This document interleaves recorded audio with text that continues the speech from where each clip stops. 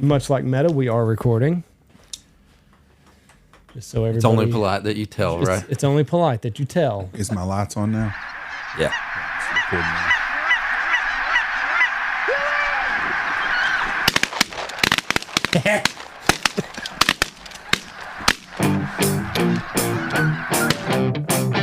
Find out what kind you're gonna get.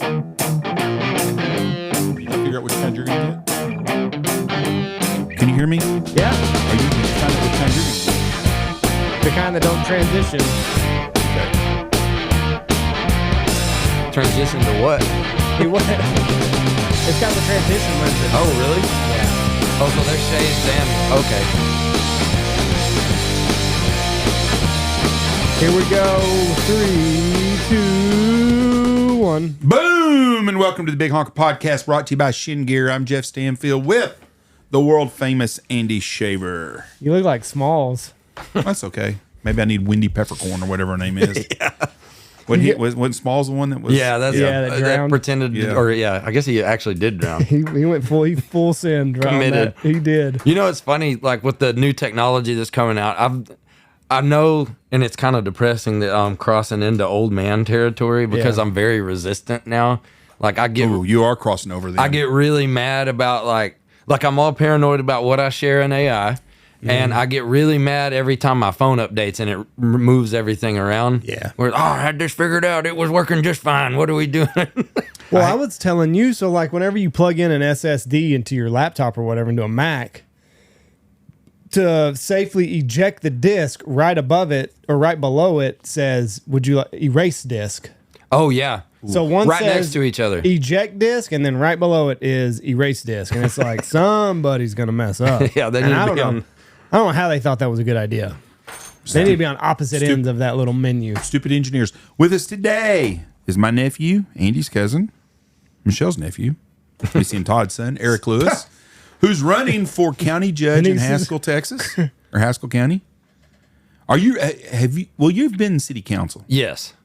City council, I was a councilman before I was ever a mayor. Councilman's not bad because that's one day a month.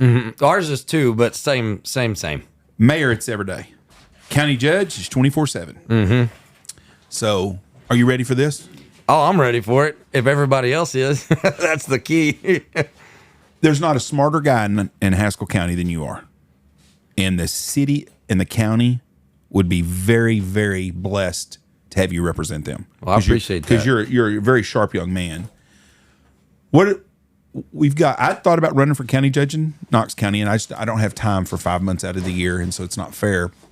So I passed on running. One of my biggest fears about running, or not fears, or things I was concerned about, was the water situation. Because I think the water situation out here is dire, but we don't ever notice it until we get to 30 to 40% of water. Right now, we all like what 70. Andy's on water board. What is it? 70% right now about? No, that's a good answer, Andy. If I had to guess, probably 83. That's a pretty precise guess. Yeah, it's pretty damn. You getting on water data of Texas or what? Yeah, got it right. So it's but 80%. So we're in good shape. And we've been very lucky the last couple of springs too. But if we go through a drought, and they say we're not going to be in a drought, they say that's all that's over is fixed to start raining. I hope that's right. But if we go through a drought and we don't get our spring rains, Oh, I know. Shit, 71. by summer if it's 71 by summertime, we're at 40-45%. And then you go through a dry winter like we had, and then you're sitting at 25% going into the next spring. And then it's too praying late. to God we're going to get some rain. So what's going to happen to the data centers and all the water? Well, it's pretty hard to get clear answers, to be honest, because when you talk to the direct representatives, they're going to give you the figures of what the facility, once it's completed, will consume, which, I'm sure you've heard of all the closed loop system stuff. There is some new technology that's actually air cooled, which that would be even better. But the biggest thing that shocked me was the amount of water. And it's not just with the data centers, also with all of the major green energy construction like solar, wind, is they have to keep the dust levels down. Well, we're in West Texas. Dust is... So they're watering the roads at those places They'll have to once they're built? Yeah, well, not once they're built, but when the traffic is so high, when they're running hundreds of semis with rock and material every day down dirt roads and things like that, and where they're working on site when it's really dry, pushing dirt around with dozers, it just stirs up so much dust. I'm assuming, I don't know if it's EPA or TCEQ or who is the regulatory agency that's making them keep dust levels down. I honestly don't know. But that's a lot of it's just getting poured on the ground. I went through Looters yesterday. Good. Are they in Haskell County? No, I think they're Jones or Shackelford, one of the two. I could not believe how big that place, the rock and gravel there is compared to what it was 3 or 4 years ago when I went through there. Me and Michelle went to Abilene the other day in north of Anson where they're building the big solar farm right there. Yes. On the side. That's a huge deal too. It is. And you see these rock trucks going back and forth. Now, I was told the data centers are going to use 800,000 to 1 million gallons a day. Is that correct, Andy? Yes. That's not counting the water they're putting on building these roads. So Is it not? I mean, why would it not be? Was Like, that what, like if they came to you and said, "Hey, we need 800,000 gallons a day," I think it's just so that's the water that they're that's what they're figuring. I never heard about them having to water the road, so that's new to me. But I would assume if they come to you and say, "Hey, we need 800,000 gallons a day," you're talking about when they came to the water board? yes, I would assume that's for the construction portion of it. Okay. Now there may be other things that water's used for. I'm sure. I mean, I don't know. I figured that was just for Maybe the part of cement packing and it. shit, all that stuff there. But yeah, a lot of it's just getting dumped out, that's the hardest part to watch. And I think that's what, and I'll be honest, I've been campaigning now for, God, it's been a blur, 2 months. And everyone I talk to, I'll ask them, I don't really lean hard on people like vote for me. I just ask, what are your biggest concerns? Water's always in the top 2, always, because there is no definitive answer. They come and ask for 800,000 a day from Miller Creek. Yep. They're also going to be buying it from groundwater sources and other wells, things like that. So Yeah. I don't know. And everybody that works at those sites is typically under NDA just because they've got their own ways of doing things, and they don't. I guess it's just to protect trade secrets is the only thing I know of. But They're the biggest leakers there is, though, because I dealt with someone that's dealt with them. I had to sign an NDA. he's like, "Hey, I got an NDA, so don't tell nobody." but I'm going to tell you. and he got and told me, he goes, everything that we had to sign an NDA about, everybody knows. And he goes, we ain't said a word. He goes, they're the ones that tell everybody. Oh yeah, that's no joke. But no, like I haven't ever gotten complete figures and things like that. And whenever you can't get those numbers, you normally just assume it's probably not that pretty. Yeah. I did have someone tell me though that, and it kind of put it in perspective, like with the groundwater hauling. You look at that and it's like, man, these trucks every 30 minutes there's a truck topping off, and it's like, how much groundwater is that using? Things like that. The thing that I was told that kind of made me go like, okay, maybe it's not as bad as I'm imagining it is. Like, how much water is a center pivot that runs 24/7 in a dry year on cotton putting out, and they're all over the place. Millions of gallons. I had heard it is not even it's not even compare like the amount of the groundwater that the data center will pull out is not even a fraction of a percentage of, that's not even a thing, but it's not it's not a blip on the radar of what farmers pump out every year for their crop. Like, Right, it's not even measurable. And I it made me feel better. Yes. Yeah. Granted, it is an added demand, Right. and and the other side of it too that's kind of a mystery is looking at the added water consumption from all these RV parks. Yep. I mean, sure, they're RVs, they don't use as much water as we do at our houses with all the kids just running crap all the time on the ground or whatever. Yeah. But if you take a small chunk that it could have held 15 houses, and then you put 50 RVs on it, that's got to be more water, and most of them are tapping into city water supplies, things like that. So, it takes some.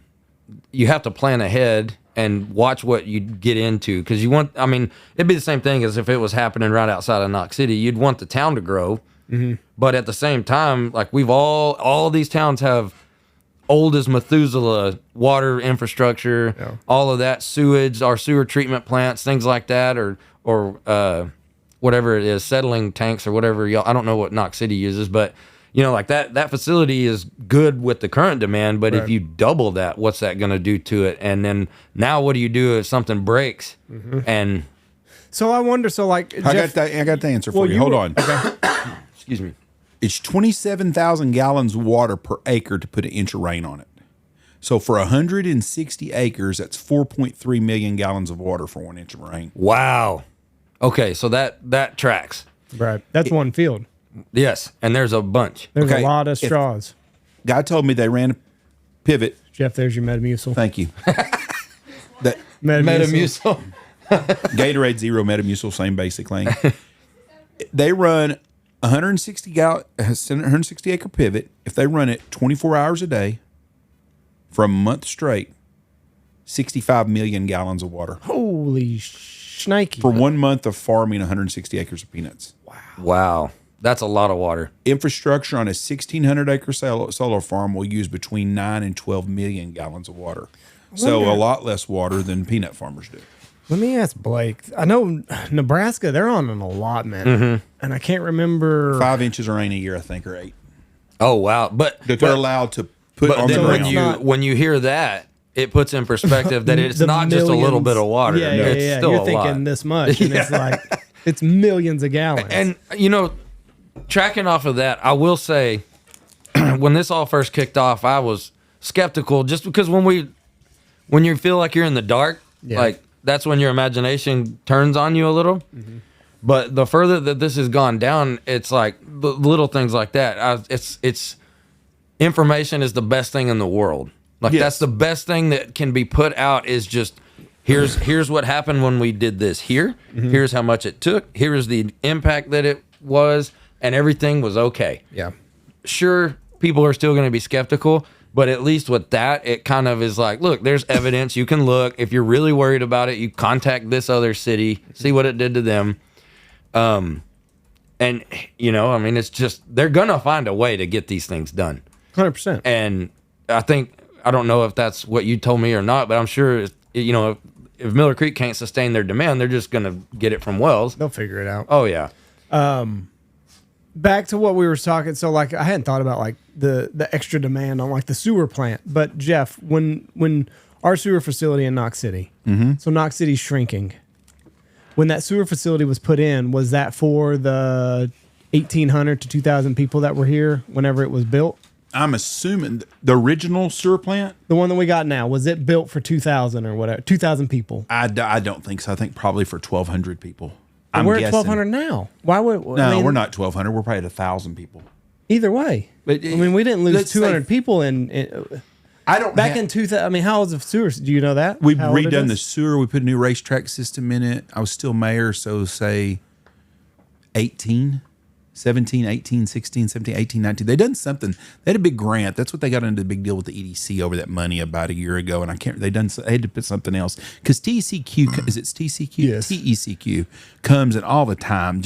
Oh, I know. It's you got to do this. Well, you and gotta do that. the fine system on that they have set up is across the board equal for. It doesn't matter what kind of income your county has, or your city has. Yeah, fine is the fine.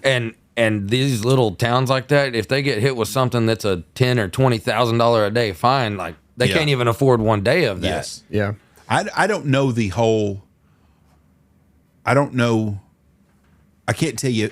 Your question is if we have a big influx of people, can the sewer system handle everything? Because we lost a bunch of people. I mean, we've had sewers in Knox City for. I mean, my shitters always ran. I've lived here my whole life. So, like back in the early 2000s, whenever Knox City was 1,500. No, we've never been 1,500 people. About 1,200 people at max. When you were in high school, probably 1,200 people. Okay. And I'm saying 1,000 now. So we're the capacity is not the problem right now. We don't have that kind of problem. Haskell if may it be going to doubled- have the problem. Well, Haskell's a lot in a different situation right now because y'all got 1,000 RVs going to be there, right? Well, Are they on the sewer system or are they on a septic system there? the RV parks in town are, I believe, on the city sewer system. I believe that's right. I know a bunch of them are. Yeah, I think they all are, because that was part of it. Because it'll increase our utility sales revenue, so that'll help the city on that side. But at the same time, like as y'all know, being member cities of the Miller Creek stuff, you have your allotment, and once you exceed that allotment of water, the price goes way through the roof. And up until now, no one's ever exceeded it. Right. I mean, that's the we normally have a big buffer. We were the same way. We'd have a problem where we'd have somebody have a water leak, and all of a sudden a house that's using is 5,000 gallons. What's the average on it? I can't remember. Yeah, now. somewhere. I think minimum billing and Haskell's 3,500 gallons or less. So 5,000 gallons, let's say. And then all of a sudden they go 100,000 gallons. Right. And their water bill is $1,400. And these people are on a fixed budget or whatever. Well, it ain't really costing the city that much money. Right. So the city would kind of work with them and say, hey, you pay your minimum, but you got to get your water leak fixed. And then we'd have people take advantage of that would run it for 10 months. And finally you'd have to stick it to right. stick it to them because they don't want to get it fixed. But that's the sewer. I hadn't thought about that sewer problem. That would be a major problem if they're all on the sewer system in Haskell, the city of Haskell. And in terms of, I don't even know the actual total of RVs that we have there. I know we're good now. I've talked to everybody. Everything's still flowing well, but we're already having to look at pulling back, because like hitting the brakes on this, because you know how it is. If you just, oh man, look at all this, we're gonna make all this extra revenue, sell all this stuff, then you got the water board calling saying, hey, you're about to exceed your allotment, and you've instead of had a profitable year, you're gonna lose your butt right out of the gate, or finding out, oh hey, we finally maxed out our sewer filtration and all the sewer treatment plant. Then that gets pretty expensive, and that's the only money makers that we had at Knox City. Was sewer and trash. That's where the cities made their money at. That was it. And I'm sure Haskell's on that same kind of deal. Which right now our sales tax revenue's through the roof with all the activity and things like that. And Google is going to have, I can't remember the term they have it, but they're going to house all their workers near the facility. Man camp. Yes, they call it something else, workforce something, I can't remember. But there's going to be 4,000 people out there, and I think that's going to be this year. So, I mean, sure, they're going to be housed out there, but they are not going to just sit there for an entire construction process. What are they doing for a sewer system out there? That I do not know. 4,000 people. That's a lot of septic systems. How many's in Haskell? 3,000? Yes, just over 3,000 people in the city limits of Haskell. And they got 4. Yeah. How many were there 10 years ago? I could look it up. I don't know. It hasn't shrank by. It might be 500 more than that. In maybe. 2000, Knox City was at 1219, according to the census. In 2000, was it 1219? Yeah. Haskell. In 2000 or 2020? 2000. Okay, what's it 2020? Like right around 1,000. So we've lost. I was pretty close then. Haskell census in 2000 was 3. 2010 it was 33, and then 2020 it was back at 3. Oh, okay. So I think part of that increase might have been once they put that prison and stuff out there. Maybe just because there was that more. counts as your population. Does it? Yeah, those people. Yeah, that's a population. I guess they so live if there's there. 300 people or 500 people Where there, they get their mail there. That's right. They get mail. But yeah, and there's not just Haskell either. Like obviously you guys have people in Knox City that are working on these projects, don't you? I'm sure there is. Yeah. And got people in our rent house. And then like a bunch of vacant lots around Rule. I haven't noticed any in Rochester. I'm sure it'll happen once this other stuff on the north end of the county kicks off, where anybody that's got space is putting in RVs, and that's fine. Like I don't fault anybody at all for making money on that deal. I'm there's another guest that's a little more hard on just wants it all gone and all of that. Lives in fantasy land. But that isn't how it works. And the other thing is, a lot of people do forget is, like let's say I have a big parcel of land and it's been in my family forever and I love it to death, and it's just, I wouldn't sell it for any amount of money in the world. My neighbor doesn't care. And they sell it to some guy that wants to put in a big like pig feedlot or something, and it's going to be south wind blows pig smell all over my property. I can't do anything about that because that is private property rights. The only way to guarantee somebody can't do anything is for you to own it yourself. Our Democratic friend does not understand that. No, and even so, if you didn't, like, people are against the abatements, a lot of them. And I understand the argument. It's like, why are we letting this multi-billion-dollar corporation have tax breaks? For jobs. Yes. And some don't care. A lot of people who support me in this race, they don't want them here at all. It's too late. And exactly. You didn't bring them here. Well, and the infrastructure that they've already set up and established, you think it wouldn't be cheaper just to tie in right up, keep building right next to each other, or go somewhere else and start the entire process over, making all of these connect agreements with all new services. I know most of these are through AEP, but you move on and you're starting from scratch. I can't imagine what the investment is before they even push a single rock on the place. The crazy thing to me is how people are stuck in their own lane on their thought process on this. And I'll give you an example. If General Motors come out here and was going to build a car plant, and they were going to hire 5,000 people to work at a car plant. I don't know how many people work at a car plant, but a big factory probably is in the thousands of people. And they were doing that. And they go, we're going to come to Haskell and Knox County, and we're going to GM's going to build a plant here, and we're going to build all the Z71s there. And we're going to hire 5,000 people. People would be going upside down happy about that shit. Well, we're going to get these good, $100,000 a year jobs here. It's going to be good for the deal, blah, blah, blah. Well, this is the same thing. It's just a different industry or a different genre, or whatever and it's you want to new call it. And scary. And so everybody, like oil, nobody likes windmills out here. Right. Nobody. The only people that likes windmills, but people's got windmills on their because property. they're getting a check. That's it. Yeah. There is nobody. I don't give a shit who you are. I've never met anybody. The people that work on windmills and the people that own the land on windmills. That's it. No one else goes, man, I'm sure glad we got all them windmills here. Right. But if them were all oil wells out here, nobody'd say a word. You're right. Everybody be like, oh shit, yeah, we got a bunch of oil wells. You're here. right. And I have I share that sentiment. I hate looking to the east. Like everything that I've ever said, when people from the city are like, why the heck would you want to live in a small town like that? That was one of the aspects of it. Just the vast, wild openness. Just nature as it is. And it's maintained to the extent they can run cattle and farm. That was it. And that is gone. And it's like and now, it's even crazier. Like I think it's just happened in the last couple of weeks.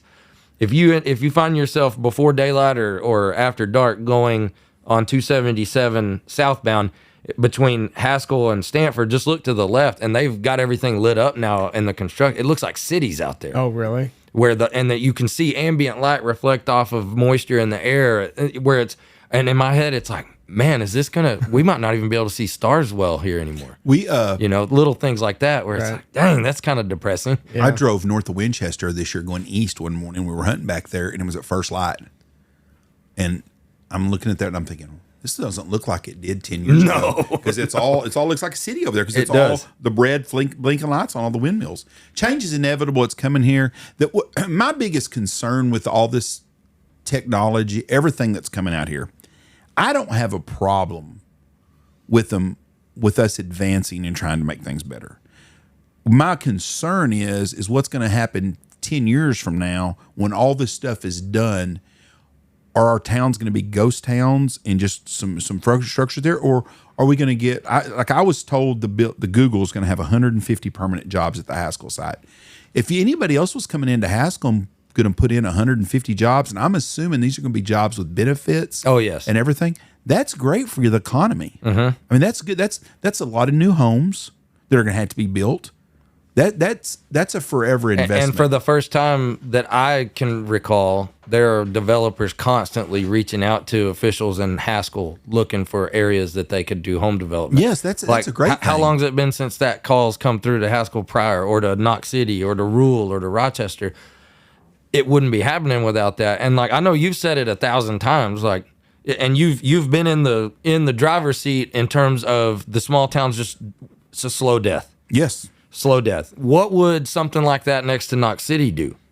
It's nothing going to help it grow. Yes, they're going to have to build some new homes. Knox City is we're 12 miles out of the loop right now, but when they start building the one at Monday, we're not going to be out of the loop right now and everything's going to go nuts. Yeah, because we've had a lot. I've had some calls in the last week about our place out here now because Haskell people's over. Because what was you the one that told me that there's only 10% of the workforce there right now? Yeah, Jeez. so we. The lady that's renting, that'd be about right, I guess. The lady that's renting our camper, I call it a caravan because of snatch. Well, a caravan's got no fucking wheels. She told us that there's 60 people here in her little division, and there's going to be 600 in a couple months. So it's like, I know. I'm pretty sure 2026 is the explosion year. Oh, yeah. And here's the other thing too. I've argued this. So this is from the city council perspective. My job on city council are the citizens of Haskell, Texas. That's it. And you start getting all these people coming in from elsewhere. They'll say they were born near here or born in West Texas, whatever. But everything, it's the most massive money grab you can imagine. Everybody flocks in trying to be first on scene. Mm-hmm. I'm a capitalist. I appreciate it. I understand it. I know why it all works. But at the same time, from the city council side of things, we have to make sure that the lifestyle and comforts, the few amenities that we do have, are upheld. Right. And we have to prioritize that. And it's a comment I've made. It's not the sole responsibility of Haskell, Texas to accommodate that many workers for this, because we can't. Right. Even Abilene is maxed out pretty much, and hotel rates have doubled or tripled because of the demand from that. They've got, I think, 6,000 people working in Abilene. That's a town of well into the six figures of population. And they're going to do it out here in a whole county that has, what is it, just over 6,000, 554? Yes. According to 2022? Yeah. So that is doubling our county population plus some. And that's not even counting while these other Google data centers the construction's going on. There's going to be other projects kick off. I know the micronuclear. Going at Matson? Yes, that's still on the table. They're just waiting on permitting. So, I mean, it's not going to stop. One project may finish up, and you may get a month or two of lessened traffic, and then it's going to ramp up. Like the semi traffic has slowed down a bunch, but that's just because they finished one phase. Right. Well, then a new kind of traffic's going to come in, and then this is when all the electricians and people that do the fire suppression systems and all the upright build people show up. Well, then they'll get done, but they'll move on to the next project right there. And I think it's going to be there's going to be a big increase of population for a fairly long amount of time. The demand, few years. That's what's crazy is Haskell, the Google down there, y'all are running 10 to 15% of the people are actually going to be there. Mm-hmm. Okay. Then you're going to add the nuclear deal at Matson. And then you're going to build the Mundy Clean. Yes. Well, already we're talking about only, let's say the doubles what's going on in Haskell right now, just doubles in the next 3 months. And then they start these other ones. There's nowhere left for no one to stay hardly Exactly. at all. Exactly. I mean, and Abilene's got 4, I guess somebody at dinner last night was telling me there's 4 million square feet at the Abilene one now. And Texas Monthly's got an article about the Abilene deal. And I don't know, I haven't read the article yet. Have y'all read the article? I want to read it because I know what they're doing there. But everybody had to sign NDAs that's working down there. And I don't know if it's public knowledge yet, so I don't want to talk about it because I don't want to get anybody in trouble. But that's a major, vital part of our national security, which is going on at Abilene. Well, and then you've also got the Dyess Air Force Base expansion that's going to happen too. I don't know when that was. It's been a few years or a couple of years. You know how when governments award things, it takes a while for it to actually get enacted. But I think that's going to be the new home of the B-21 bomber. And I think they're going to house nuclear warheads there too. But I'm telling you right now, if Russia or China is ever going to do a nuclear attack, oh yeah, we ain't got to worry about it. Abilene, Texas is going to be on the top of the list now for what they're going to be doing. We just there's no sense in even being paranoid about that. We're pretty close, right towards it. But but like I think somebody was telling me that they're going to go and I may be wrong on these numbers, but it was something like 8,000 airmen there. Now it's going to go to 22,000. So that's another population surge. I think what we're going to end up seeing is a massive, massive boom in home development happen.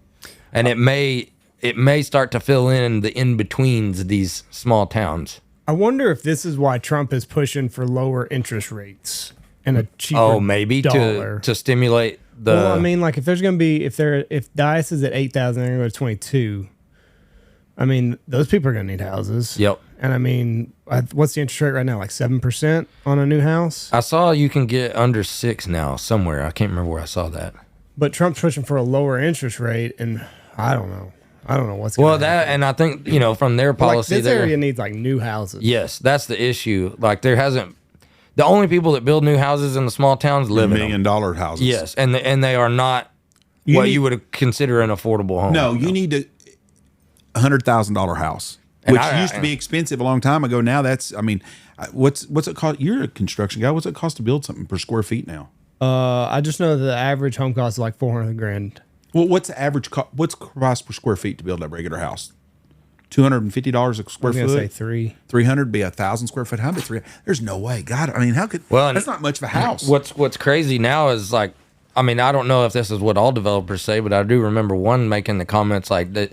Essentially, the vibe I got is that what the new affordable home is considered to be is $200 to $250, which I look back when Caitlin and I we were about to get married. We're trying to buy a home in Haskell, and it took an act of Congress for us to get approved to buy a $55,000 house. That's crazy. As It as newlywed mid 20-year-old couple. Like, It's $200 to $300 a square foot. good So grief. 200,000. You know, me and Michelle For bought, 1,000 square feet. Yep. We bought a shoebox. We've only owned one home. We Right. lived in a house for a year, and then we bought a house.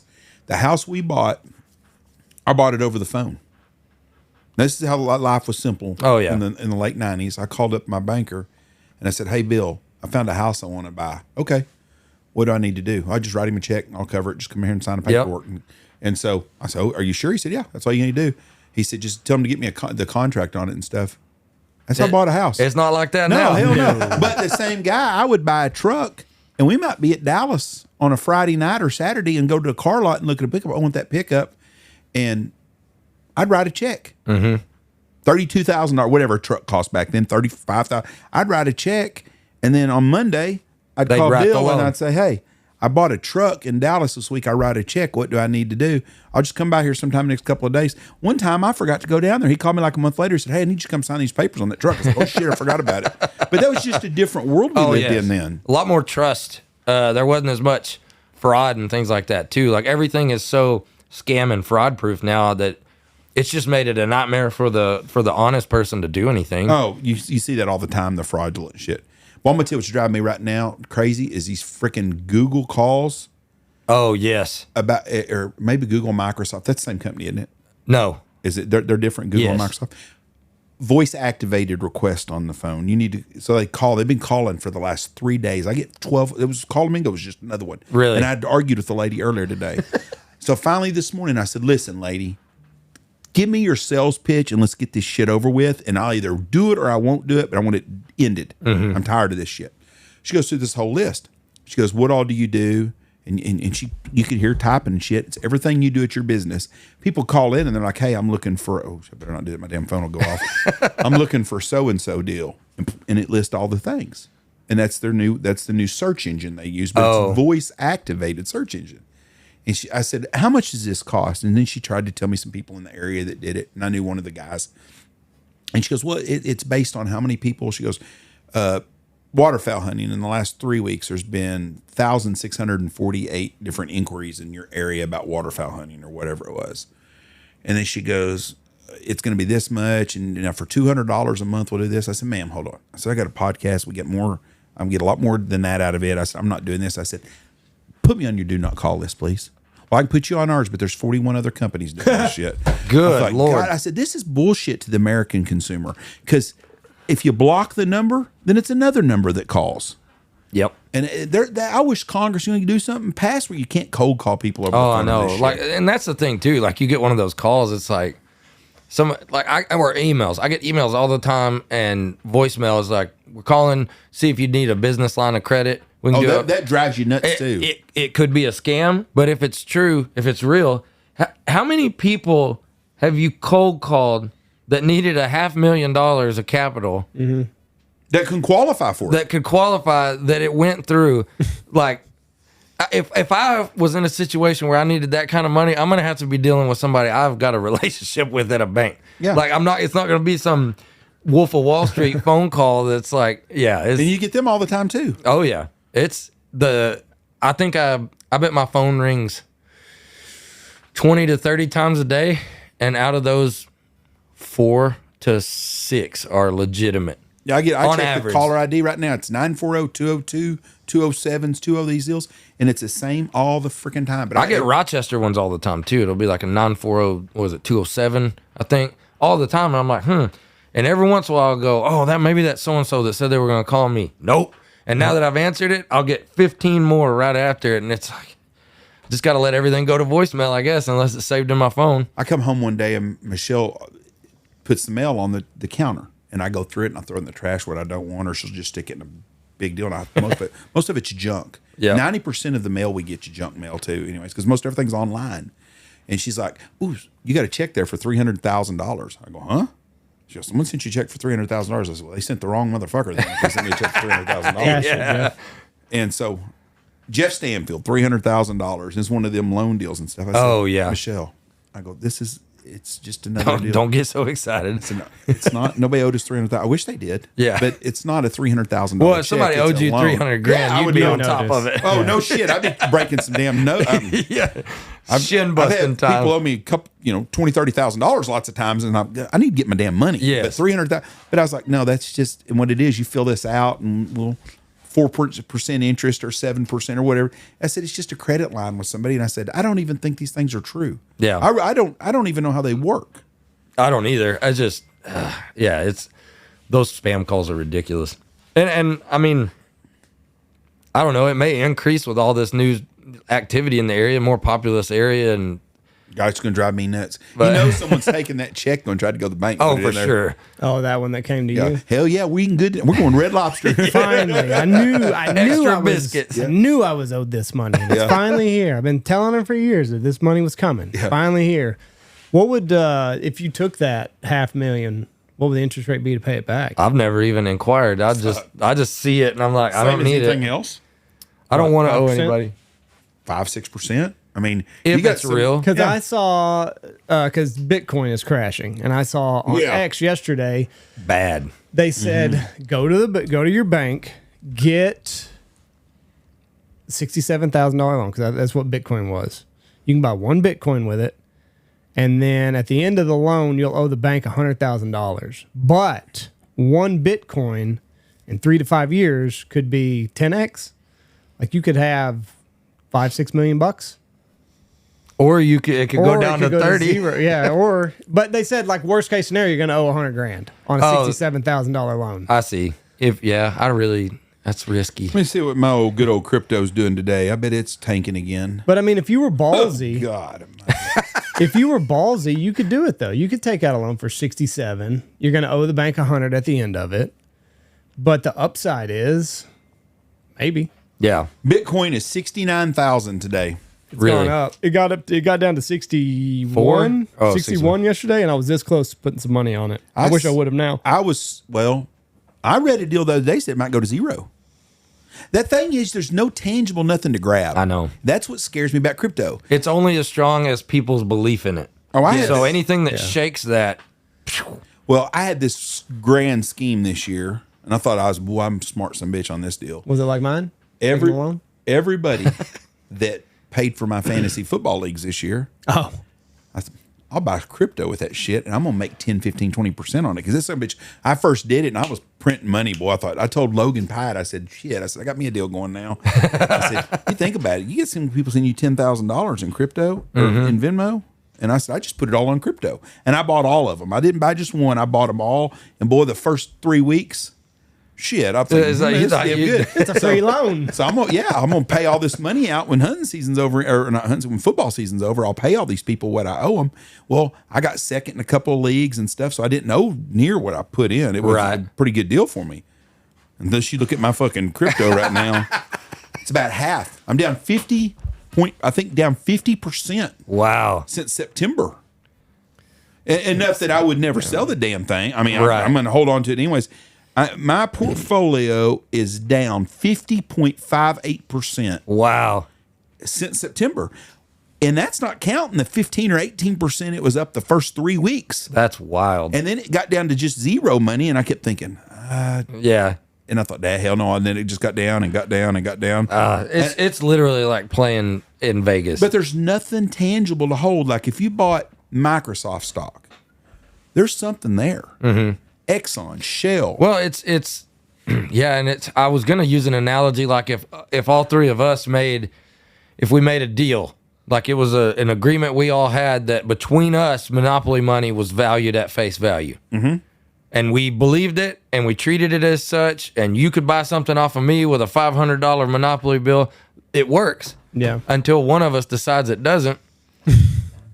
And then it doesn't work anymore. But, I mean, even at that, you have a physical piece of paper, which I guess, I don't know, you could call it the same difference to look at what you have on your stock portfolio or whatever. Well, that portfolio sucks. Well, wasn't Bitcoin, didn't they think a couple years ago it was going to go to 300,000 to $500,000? There's some, I've seen it where they've predicted it to eventually get to 1 million. Yeah. Well, boy, better get going. Well, and then now, I buy in at the worst time. Same. the worst time. I'm skeptical. Then it makes a big move, and I'm like, oh, they're right. Yeah. And then it goes boom right after I do it. But like I see so many people on X that study this stuff, and they're like, every time it falls this many percentage points, and then it doubles. And it's like one guy last night was like, we're at the end of the fall, and it was at like 60,000. Everything's went up on crypto today. He's like, this is the percentage that it always falls before it makes this big run. And he's like, 250's next. Well, now it's like 67, 68. And I'm like, son of a bitch, I should have bought at 60 because like, I don't know how, basically every time I buy it, like my average price is X. And it's way higher than what it is now. So I'm like, if I buy it now, I can drop my average buy-in price substantially because I buy it at the wrong time. Yeah. For a while, there was like, if it gets under 100, I'm buying. So like every time it get under 100, I'd buy. Well, I bought so much at 100 that it's screwed up my numbers. Well, I invested some of my own to go with my football money. And that was not been a good move either. Trying to offset to try to moderate my deal. Yeah. And I thought, well, I'll buy some more here and there. I did that. I played that whole GameStop thing. It was fun. You did and it? I got to the point where I'd made, how much did I put in there? Put in like $2,500 and it got up to $13,500. And I went over to Dad's shop and I was like, Dad, you won't believe this. And of course, I mean, I was in it. Like I was in the Reddit stuff, reading all of that. We're going to the moon, diamond hands, all that stupid crap. And Dad goes, you idiot, you better sell that. And I was like, I'm going to wait a couple more days. The next day it went, woo. I still ended up like tripling my money. Right. But you had a really good profit. I should have just. Yeah, but you never know. What if it went to Just like- 27,000? Or just like if you did, like we talked about the whole Bitcoin deal, if somebody to give it, here's a good example. Whenever I first played with stocks, I was with a guy I worked with at Texas Trophy Hunters.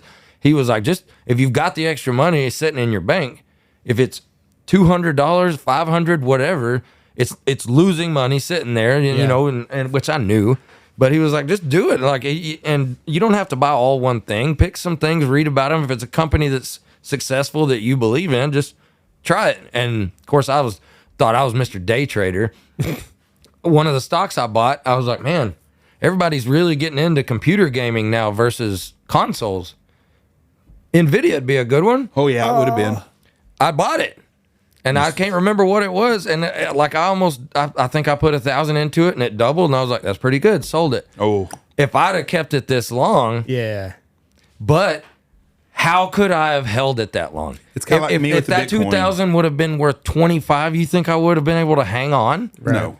Exactly. If something, we'd have gotten a bind or we'd have wanted to remodel something and I'd have cashed it out and then I'd really be crying today. I saw a clip. So we had a Navy SEAL on last year, I think. Daniel Corbett was his name, but I saw him on an Instagram and they were asking about his Rolex because he's got a Submariner. He's like, well, it's the world's most expensive Rolex because I cashed out all of my Apple stock in 2006 To buy it? to buy this Rolex. He's like, $3 a share or something Oh like my that, gosh. whatever Apple was. So he's like, What is it now, like 300? I don't know what it is, but he's Aren't they set to be the first $1 trillion company or are they already a $1 trillion company? But he's like, yeah, Probably. Now every time I look at the Rolex, I am reminded that I cashed out all of my $3 Apple stocks in 2005, 2006. that's the thing, man. $277 a share right now. Wow. You just never know. You could have had a couple of Rolexes. You know, Mingo, we talked about More than a couple. more than a couple. just a change on the water real quick. We talked about the rain. I looked this up. If you have 5,000 acres, big thunderstorm comes through, and you get 2 inches of rain on 5,000 acres, that is 271 million gallons of water Wow. that the God is providing for us. So when you don't think of it that way, Right. But that's over 5,000 acres, which is not very much. I mean, that's 10 square miles. Right. So you get these thunderstorms up here that drop 5, 6, 7, 8 Over inches counties. of rain. Yeah, over counties. That's billions and billions of gallons of water. The problem is the gaps that we have in it. Yeah. That's and like I've since my initial digging into everything, of course, times progress now. Like Google's present, they've hosted some stuff in Haskell. They hosted an event I this bet past those were Tuesday. confrontational. No, they were actually pretty smooth. Everybody and like was I'm telling cordial. you, all of those. they're either hyper genuine or the fakest best actor. And I think they're genuine because if you go talk to other towns that they have done these data centers in, we're very, very fortunate that that's the company that's here. They want to, I talked to one of their representatives, and he said, the thing that he said that I was kind of impressed by is that when they build a data center somewhere, the reason they like using local workforce and they interact so much with the community is that they want to integrate that local culture within the facility. So, I mean, I know that sounds like that's a very great talking point. But everything that they've done points to that being their trajectory. So that is one nice side of it. Now, I'm not saying I'm always a skeptic. Like, I mean, anybody that's been burned before is always skeptical until everything's finished. But when you go talk to other, even not Google, like I have a good friend of mine that works at the data center near Childress. It's not AI, but it is a data center. That whole community has received it so well. You know, everybody's annoyed with the traffic. Of course, Childress, a little bigger city. They're already used to crazy traffic because it is a travel corridor. But you know, they're very involved with the community. They make lots of donations, help. I mean, like they've bought Haskell's volunteer fire department has a ladder truck now. So, or whatever it is, pumper truck. I don't remember. I'm not a firefighter. That's going to be a big thing too, because we had some firefighters here, and you know what he said will happen if them data center catches on fire? You need them all? Nothing you can do. Oh, here? Let it burn. Yep. No, anywhere. Really? Have you seen a smart battery on a car catch on fire? Yeah, but how much lithium are they going to have out there? The battery can be big as a Connex. Well, I think most of those batteries, don't they set those by the solar panels? I can't remember. I don't have, but he told me that if them things catch on fire, there ain't nothing you can do. Yeah, it's like a Tesla burning on the street. It just goes. It's a chemical fire more than a. Yes, there's nothing you can. It's like magnesium if one being of them on data fire. centers catches on fire, it's just gonna. There's nothing you can do. That I don't know, but I know that they've got them pretty well equipped with. Like everything they do, that's $1 billion per building, and there's 2 already done, and they're working on the abatement for the 3rd building. And then I don't know where the abatement process is on the one in the north end of the county, and I don't even know how big that facility will be. It's a different company. Of course, is Meta building the one by Monday? That I don't know. I think that's going to unfold about like the Google stuff did, where everything's owned under a LLC that's kind of a little bit inconspicuous and nobody really pays much attention to, and then they keep that guarded. I'm sure they do it due to the amount of competition there is now. I can't imagine what that world looks like in terms of, because it's a free-for-all. It seems like all these major corporations, they're building as many as fast as they possibly can. I think the government is funding a ton of this. I do too, and I can't find a figure. No, but I think it's in the trillions of dollars that the government has set aside for this. The closest guess I got was out of AI, and it guessed 30 to 35% subsidized by the government. Yeah. So I think you're also going to see, people that are coming here to work right now that are in their 20s that are going to retire building buildings out here. It's possible. I think the next 20 to 30 years, I don't think this is going to be a one and done deal, because you can go to any town, any city plan or anything, and you look at the Metroplex right now. I'm 58 years old. I've been going to the Metroplex for 50 years, basically. And I remember going as a kid when there was a definite difference between Fort Worth and Dallas. Yes, and there's not now. When I was in college, I lived in North Dallas, where the Frito-Lay and EDS is. It was in the country. Really? It's all city now. It goes all the way to Sherman, basically, now, and Gainesville. I mean, it's all one big conglomerate, but it grows and grows, and one thing builds, and they grow something else and do something. And that's what I think was going to happen out here. There's going to be neighborhood communities. There's going to be some farmer out here that's going to sell 160 acres to a developer, and they're going to build 50, 60 homes on it. And then the next one. And then the next one. Then someone's going to build one and give everybody 5 to 10 acres to put them a house on. And then you're going to have convenience stores pop up. Kind of like around Weatherford and stuff like that. Exactly. It's just going to be a continuous growth. And I think that the world that I've lived in Knox City for 30-something years, and that you guys both grew up in, is going to be a whole different world. And I think we're at the very, very... Knox City's hit rock bottom on growth. And I think you're going to start seeing growth. And the problem people's going to say is, well, Knox City don't have a lot of homes right now, and we don't. You're going to see growth. At every community is going to have some growth at a time, but it's going to expand and just be a constant.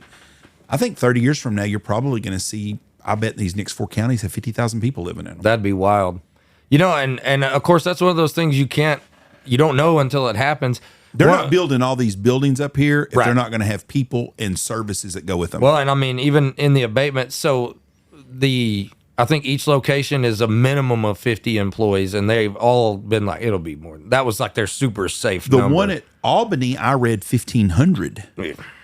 It could be. And it's so the other thing too is like when you're trying to count up how many jobs it's going to bring in, sure, Google, I'm using them as because they're the one that's talked about the most. They're going to have a set amount of Google employees that are paid and your paycheck is from them.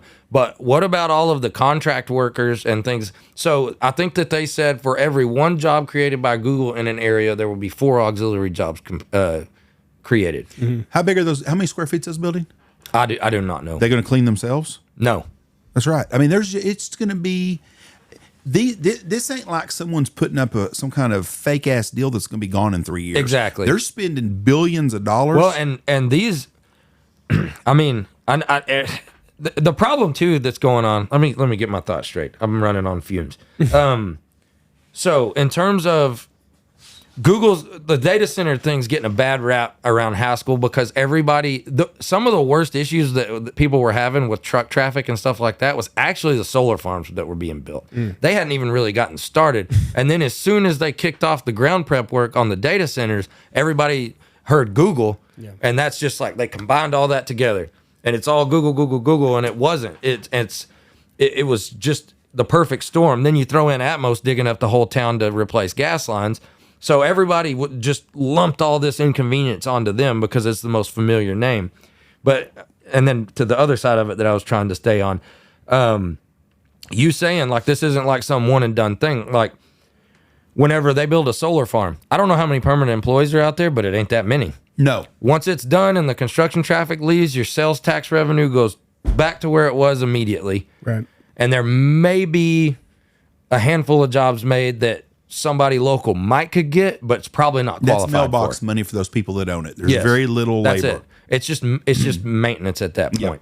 Now the data center world, they've got people that are having to monitor stuff. There's going to be pieces of equipment that fail that they have to replace, and then every so many years, just like our phones, our computers, or anything that's electronic, there's going to be the newer, more efficient, faster versions. So they're constantly going to be changing out equipment, which keeps the taxable value high. So even at the end of the abatement process, it's not like they've depreciated it to nothing because they're constantly upgrading.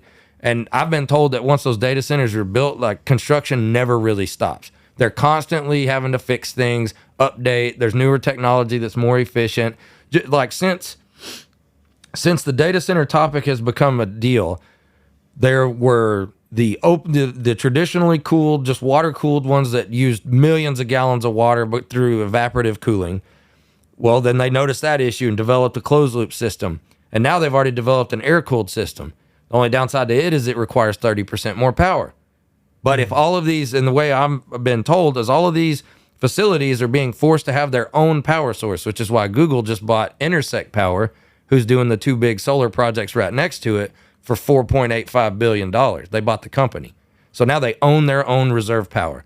So, or they may, I don't know, they may fuel it completely off of that. I think the Abilene, the Stargate, has like I think they did gas turbine generators, like natural gas.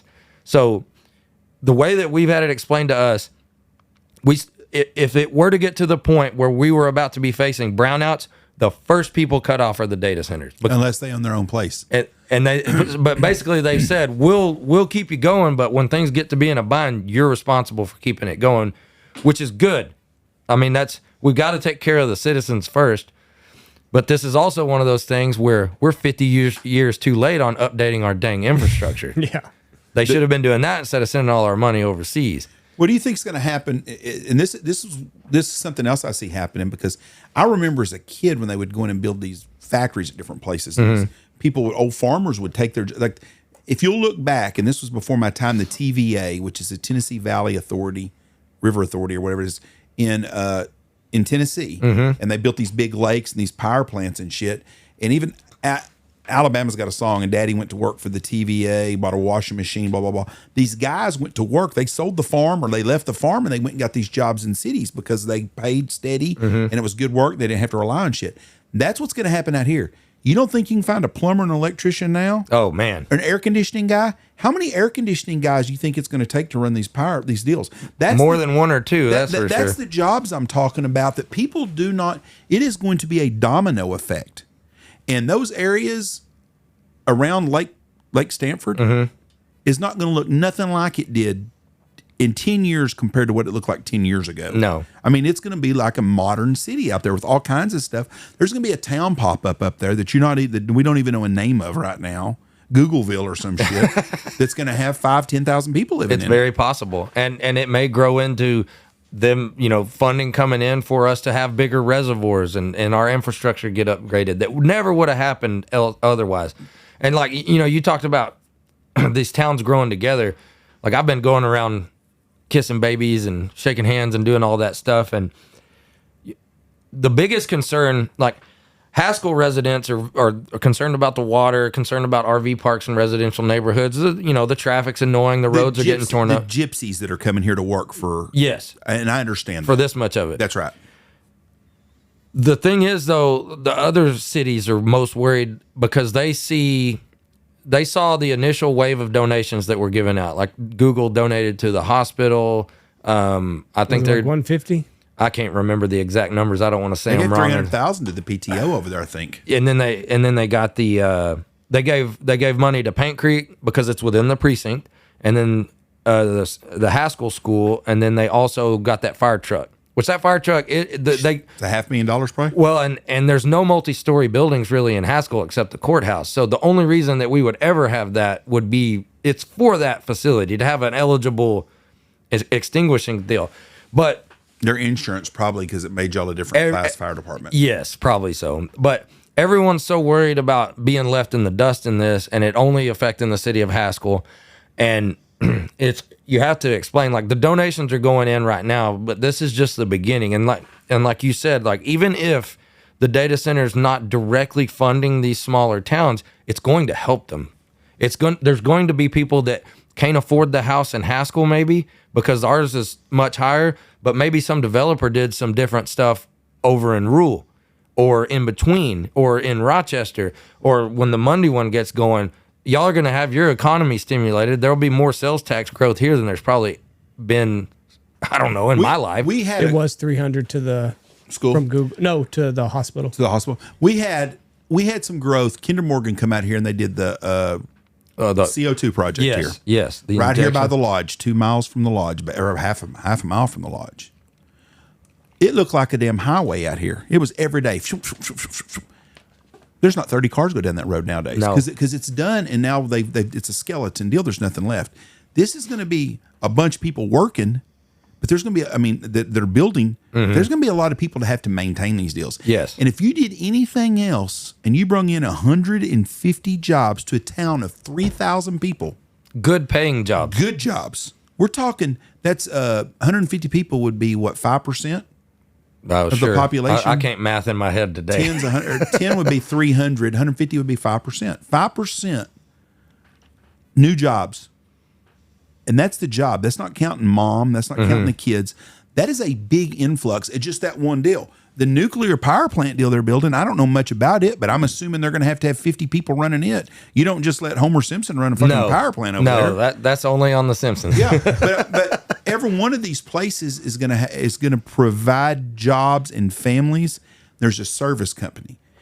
Your wife bakes cakes and she's been struggling out here because there are not that many customers. Well, all of a sudden you got customers because you start getting into things in America where you got people that think out of the box. I had a guy was talking to me yesterday. He knows a guy that's at Granbury. The kid's got a boat and goes around and cleans docks, provides dock cleaning. Who would have thought about this? I'm making a great living, has a great business, smart kid, working outside the box.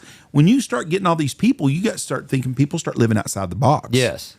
And, like you say, like a lot of, not all of them, but a whole lot of those higher or mid-level jobs, it's going to be somebody that's further into their career that's eligible, which means they're more than likely, there's a high odds they're married and they may have children. Now the school's growing. That's more state funding from that. These new houses. Good families. Right now we're going to get the gypsies. There's going to be a lot of trouble kids. There's going to be some kids that are going to be a lot that have been to 15 schools in Yes. 15 years. But once all this is done, you're going to get mom and dads with college career degrees, people. And I'm not pushing the college degree deal we talked about the other day, but good people with good family. Yes. And that's good quality families is what you're going to add. I think it's going to be a big net positive. And this was something I was wanting to remember to talk to you about because, like I touched on it a while ago about how Knox City has been on that trajectory. You know, from where you sat as mayor and doing all of your leadership positions within the community, if you were sitting in the shoes of Haskell, if that was happening here, like, can you imagine? I mean, it's an unimaginable pathway that you never would have seen coming. Like, we all wanted to try to, we need to attract some kind of manufacturing here. We need some manufacturing. You were looking for something that had 30 employees. Yes. Why would a manufacturer set up way out here? We don't have any rail system. We don't have any, like, we're too far from Abilene for it to be convenient off of the interstate. We're not located next to any major travel corridor. 277 is the biggest road. So we're off the beaten path, which is why we like it out here.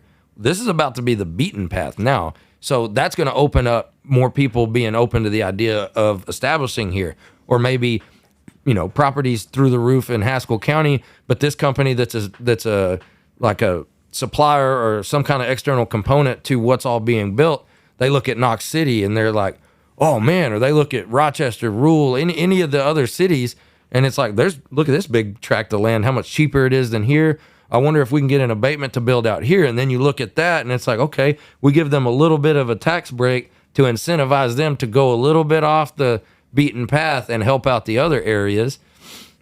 I mean, you just don't know what can happen. And the number of jobs is unbelievable compared to a manufacturer. The growth is a snowball effect, and it'll happen. We've rock bottomed out here. We don't have much housing left, so someone's going to come in and they're going to buy some stuff outside of town, and they're going to build some houses here. Monday, every place is going to have it. Mm-hmm. I would expect that Haskell will be 5,000 people strong probably within a year. That was my guess, and from the get-go. Of course, you know, some people were like, "Oh, it's going to be as big as Abilene and things like that." Shit, ain't going to do that. No, we just can't sustain it. You'd have to build a whole new city. I mean, you know, it'd have to be bigger water lines, new water towers. I mean, there's so much that goes just to keep pressure up and to get the water delivered. Not to mention the lake couldn't supply it. Explosion of growth is not good in a city. You need growth, but you don't need to go 200 or 300% up that fast. Right. Nothing good comes to that. You take Abilene and you're going to put 500,000 people there. It won't they work. Can't handle either. No. And I've seen some models that suggest they're going to be about 200,000-300,000 here pretty That's quick. very possible. And a lot of these people, I mean, just being honest, a lot of these people that are going to get some of these jobs, I mean, unless their companies really push them to live in one of the county cities, most of them are going to be coming from a bigger city, I would have to guess. Now, that I may be completely wrong, but if so, like if you had been born and raised in Dallas, Texas, loved it there, you had your career there, and then you did a lateral transfer to this new facility out in the middle of nowhere, you're going to be more inclined to be looking at housing in Abilene and just commute to work. That would be my guess. There's going to be some of that going on. You talk about growth. My Uncle Steve was here 2 days ago, and he was the CEO of a fracking company, very successful man. And he told me he hadn't been in Midland like 7 years. And he said he went to Midland at a meeting the other day. And he goes, God almighty. He said, just since I've been gone from going there, and maybe 5 years he hadn't been going there. Oh, that's wild. He said, it's crazy how much growth just in a few years. And he said, it was busy then. And I said, yeah, we're fixing to have some of that growth here. Because I think you're going to start seeing a lot of the guys from the oil field workers are going to come here because of job opportunities, because we're talking probably be 20,000 jobs out here.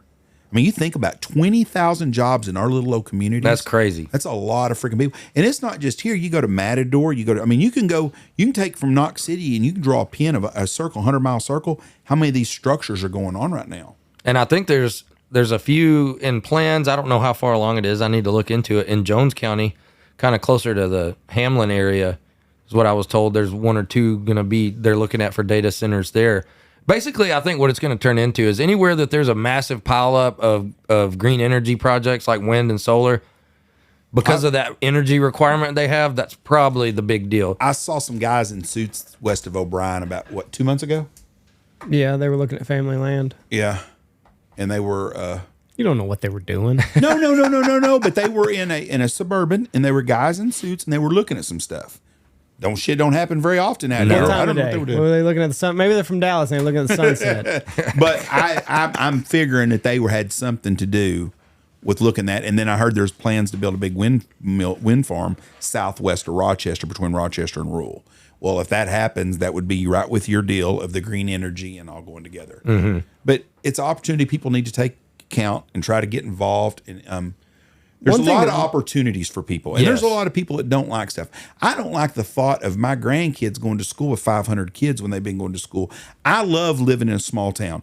I would much rather be a small town like Haskell with 2,000 or 3,000 than Knox City, because we're getting smaller and smaller. Right. So we need the influx. But I don't want to see... We need like 8 kids per class.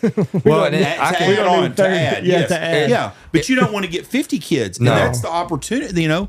Then the school's in that explosion of growth and they struggle. I know there's lots of extra kids in Haskell school right now. Rules picked up a lot. That's where, you know, our daughters go. But it's the same way, man. Like the difference, not that one's necessarily that much better than the other, but like I want my kids... I feel like we had a great childhood. 25 kids per class. Yes. And I feel like part of that is because it was, I mean, looking at it as an adult, it's a lot harder to control 30 or 40 kids than it is to control 5 or 10. That's just the way it is. Smaller classrooms, the teachers don't have to spread themselves as thin. They can give more individualized attention. Yeah. It's great. And it's really helped our kids out. Not every kid needs that, and some parents don't care about that. But you do sacrifice some opportunities. You sacrifice some academic opportunities and some athletic opportunities as compared to a big school. So it's got its good and its bad. Yes. I wonder what happens like if this explosion happens like mid-year, and let's say Knox City. So like both of my kids have 13 kids in their class, 1 teacher per grade. Mm-hmm. Like, what if that doubles in a year? Like, what if we get an additional 13 kids and now we go to 26 or bumping up on 30 kids? You got to hire some teachers. Yes. Mid-year? That's what I'm saying. Like, if this happens in the winter, like over Christmas break, we get 50 new families and they've all got a kid K through 12. Yeah. Like, you can't hire. Well, and I looked into it too because I was curious about that after, I think, was it you that had texted me about how many kids were in the, and like, so they've already had that growth. And I was like, man, I wonder what the state cap is on classroom size per teacher. It's 25, isn't it? It's 20 or 25. I can't remember. But then there is an exclusionary deal for a temporary population boom. But now you've got these teachers having to deal with 50% more kids in their class. And they're probably not getting a pay raise. Well, and English second language. Yes, that's another deal. I mean, and that hinders the other kids at times. Now you need a specialist that can translate and try to get them caught up on English. And but I don't think, if you're listening to this in a big city, I don't think you understand. Like, if you're shaking your head thinking we're being paranoid, it's really hard to get good teachers hired in these rural towns. They have troubles in big schools too. Okay, I'm going to give you an example of what you're talking about. My bad, then, city people. No, schools are everywhere. Teachers. The reverse of this, to give you an example of real life, what happened. Burns Flat, Oklahoma, in 1972-73, had a Clinton Air Force Base was there. They've got a word for it, and it was right on the tip of my tongue when they closed down these bases. They have a meeting at Congress, and they do it, and they close this one, and they close this one, and they close that one. Well, Clinton Air Force Base, they closed down in like November. So when school ended at Christmas break, they had... You can look it up. I've read up on it one time because I read a guy tell me about it, so I looked it up. Let's say in their school system they had 500 kids in their school system on December 20th when kids go home for Christmas break. Mm-hmm. All these military people at Christmas break, they close that base down. They come back in January, and there was like 75 kids in the school system. Holy cow! Oof. Where that whole thing was, and this is a legit. This happened. Wow. And I can't remember what they call it, but they got a deal where they used to go to Congress and they would close bases down because Abilene and Wichita Falls used to always send a delegate to D.C. to lobby because that's a big part of your tax base. Oh, for sure. Yeah. Clinton Sherman Air Force Base was the name of it, and there's a story on it that I read one time, but it was. It was as in 1943, October 1940. It was a naval air station. Clinton served as a strategic air command. And let's see, in March, surely to God, it's not going to. Anyways, it closed down. They don't have this on this. I'm not going to look it all up. But anyways, they closed that base down at Christmas break. and a teacher basically gutted the school. There was nobody left, and the whole town left. They got this huge deal, and it's a spaceport now because I've drove to it. But the first time we were up there hunting, one time I drove by, and I thought that looks like a damn military base because it's got the green trees like you have around all the ones.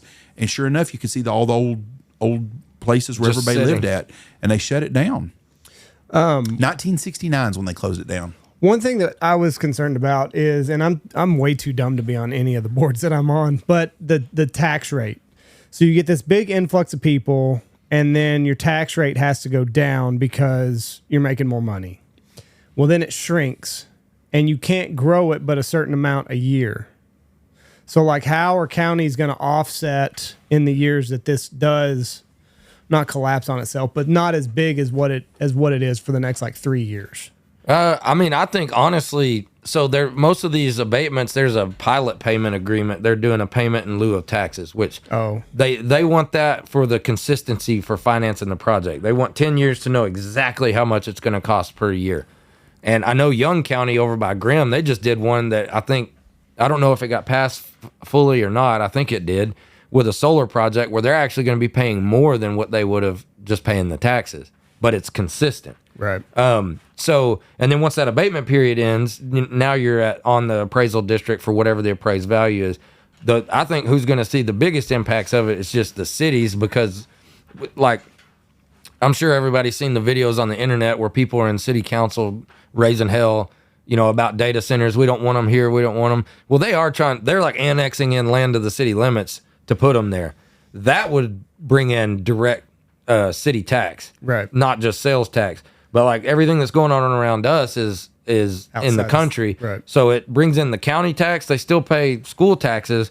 And then the city's just getting the sales tax. So even with those additional families, if you don't have, like when solar comes in, auxiliary businesses aren't going to build. Mm-hmm. There's no reason. Right. But like with the data center, we've already got like Americans has moved in. I think there's electrical companies buying a building, like stuff like that. So but if you don't have businesses coming in along with it, then like you're saying, all the projects get completed, sales tax drops back to what it was. You've hired new cops, you've bought these new things, you've upgraded this, and now your money just went like that. Mm-hmm. And then, I mean, that's what makes it hard on the city side of it. But on the county side of it, when these projects come online and you're getting an additional $2 to $3 million a year in abatement and pilot payments, that's when I think the trick is to try to get the tax rate down a little, since now you have to have officials that'll sacrifice. Like, I mean, we've, as a city, as much as we've wanted to lower the tax rate as much as we could, we still have to try to keep up with the inflation, which we can't, right? Because it was so wild. I think we're finally to a place now that maybe it can give some relief, but I mean, everybody's getting taxed to death. Yeah. And on top of that, our groceries are higher and all of that. I mean, feeding these monsters we made. Yeah. But, so when did all of this come about? Because like, I don't think it obviously didn't come out of nowhere. So right. Like, how many years ago was the deal made in Haskell County to start getting this stuff? I don't know. Like, did they have to go to did they have to go to any officials then? Well, it's hard to tell. Normally they'll go to some of the leaders or the DCOH or things like that, and they're still not disclosing a lot. It's just they may tell you it's a data center, but they're not saying AI. They're not, it's very discreet. This is the way I understand it. Obviously, I wasn't in those meetings, right? But normally, I would guess it had to have been at least 5 years ago, probably. Really? But that's just now that's not when the abatement was passed. Right. I think the abatements for these were in 2024. Mm-hmm. So it's everything. And I guess I get it. If you've got this grand idea and this scheme from like our side of scaling way down, like this business idea, you don't want to tell everybody about it because then somebody could get in front of you and mess it up. I'm sure that's a lot of it, but I don't know how long though these companies, because I mean, if you're going to invest that much money, there's got to be so much research done into it. Oh yeah. And planning, and then you've got to send people in to start negotiating purchasing the land where you want it to be, and then they've got to get the connection agreements, and I mean, I don't know how all of that lays out. Because like I see people on Facebook and they're bitching about the data centers and they're wanting them to go away. Well, like the time to do that was 3 to 5 years ago. Right. Now all you can do is lay in front of a dozer with flowers. We're to the hippie stage of it. Right. Like, there's nothing you can do. No. Like, these contracts, I'm sure they've got great lawyers. I'm sure all these contracts are ironclad. Like, they're pushing dirt already. Right. Like, we're not putting the genie back in the bottle. And you've also got the full backing and support of the state of Texas as well as the federal government to get this going as fast as humanly possible. Yes. I mean, and in the past, even I'm not saying this is what would happen, but I've been reading some articles about, they're starting to do more of those gigantic power lines in different areas. I know there's a bunch of proposed routes down as far south as like San Antonio going to the west, I think. Those are going to be eminent domain claims. Right. I mean, I guess this trying to be like, bottle eighth full is at least they're not doing that with these data center things. Yeah. But I mean, it's one of those things. Like I don't like it either. I get it. Right. I miss the clear skies, and I mean, there's still some places in the county you can drive, and it looks like it did when we were kids. But it does suck that that's changing. But at the same time, it was this, or we just continue the slow fall because. I don't know. I mean, but bottom line is it's all here. Like we've said, it's here.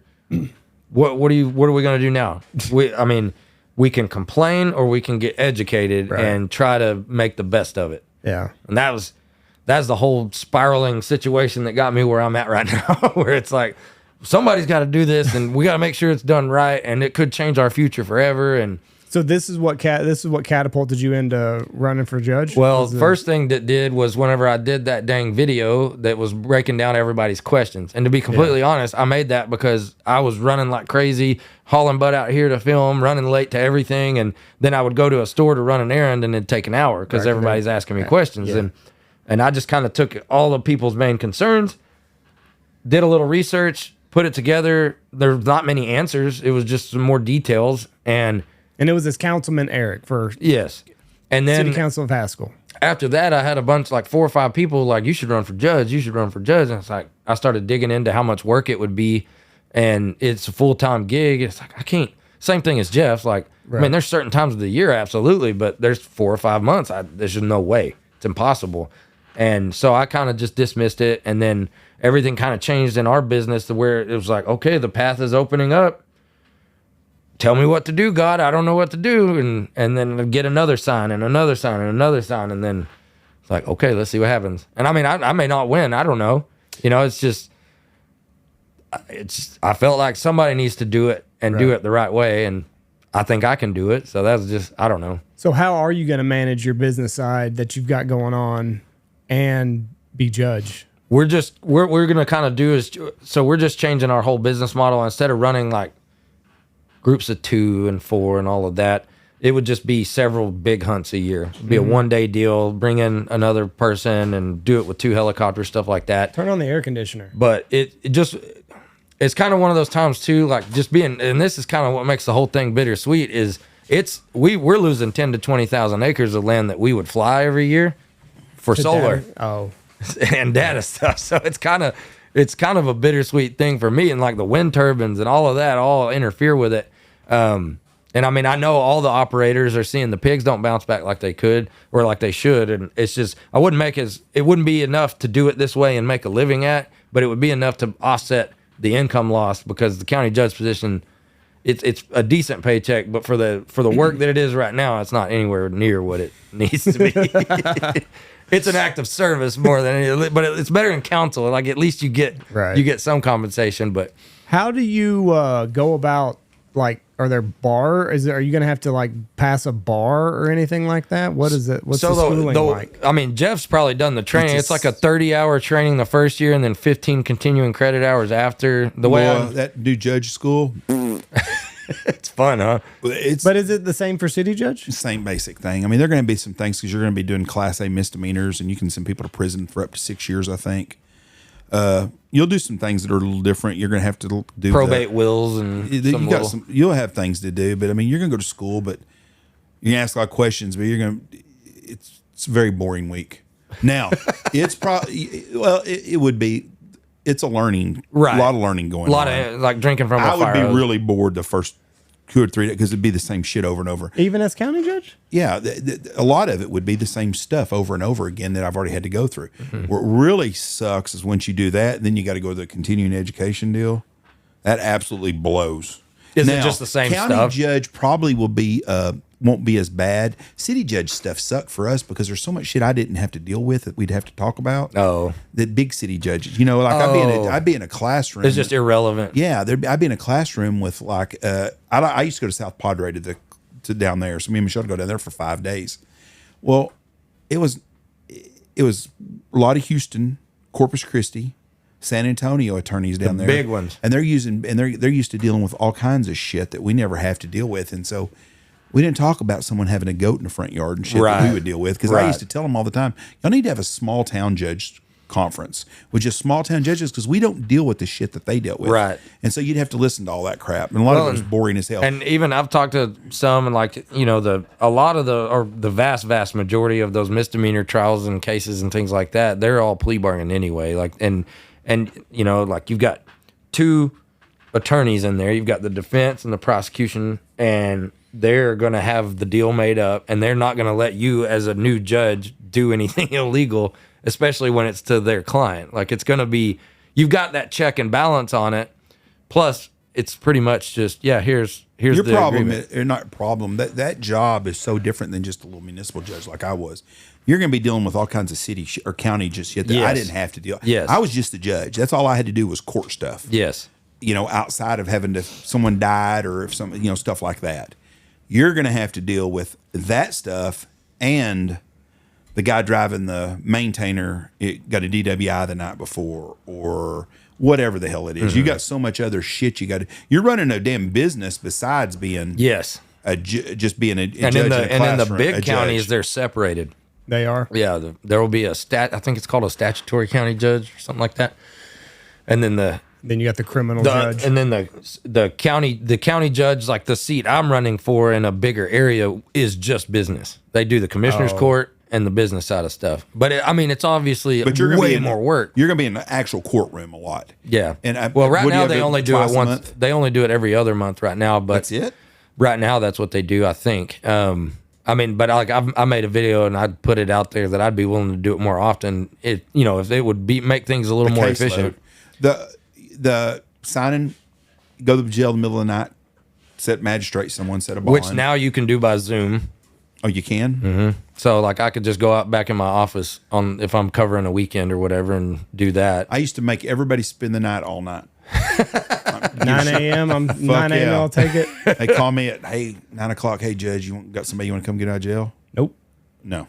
they can wait till morning. They got there. They can spend the night and get their count for one day. And with a felony, it's 72 hours, I believe, or 48 or 70. I can't remember. But the courtroom part is interesting. Mm-hmm. That's the interesting part of the job. I was actually told that by our current judge that is an interesting component of it. Like that's because you don't ever know what you get. And the madder people get mad and cuss you and shit, the more enjoyable that is. I mean, it's just crazy because you're like, they're cussing you. Like, I didn't do shit to you. I'm just supposed to tell you what the law, and they get all. You're here because of you. Yeah. And nothing to do with me. Yeah. I'm reading from a book that tells me what I got to do to you. Yeah. I started reading through some of those bench books, and that's some exhilarating reading. There's you'll have some interesting things you'll deal with, and then you'll deal with the people that'll like you, that will come up. I've got a family in town at every one of their family crises, they'd come to see me. Really? Like the whole family would come in. One time, like the whole family comes in, and I'm like, Betty, does somebody get a ticket or some shit? I'm looking, I can't find nothing in the books. I'm looking for them. And they come in and says, Judge Stanfield, we'd like your opinion on something. We're having a family issue, and we'd like you to decide it for us because you'd been fair to us about something else. I was like, okay, what was it? And this is no shit. This honest God truth. Said, well, I'm going to just use the name Joe and Bob just to keep, because everybody, if I said the name, everybody'd know out here. Yeah.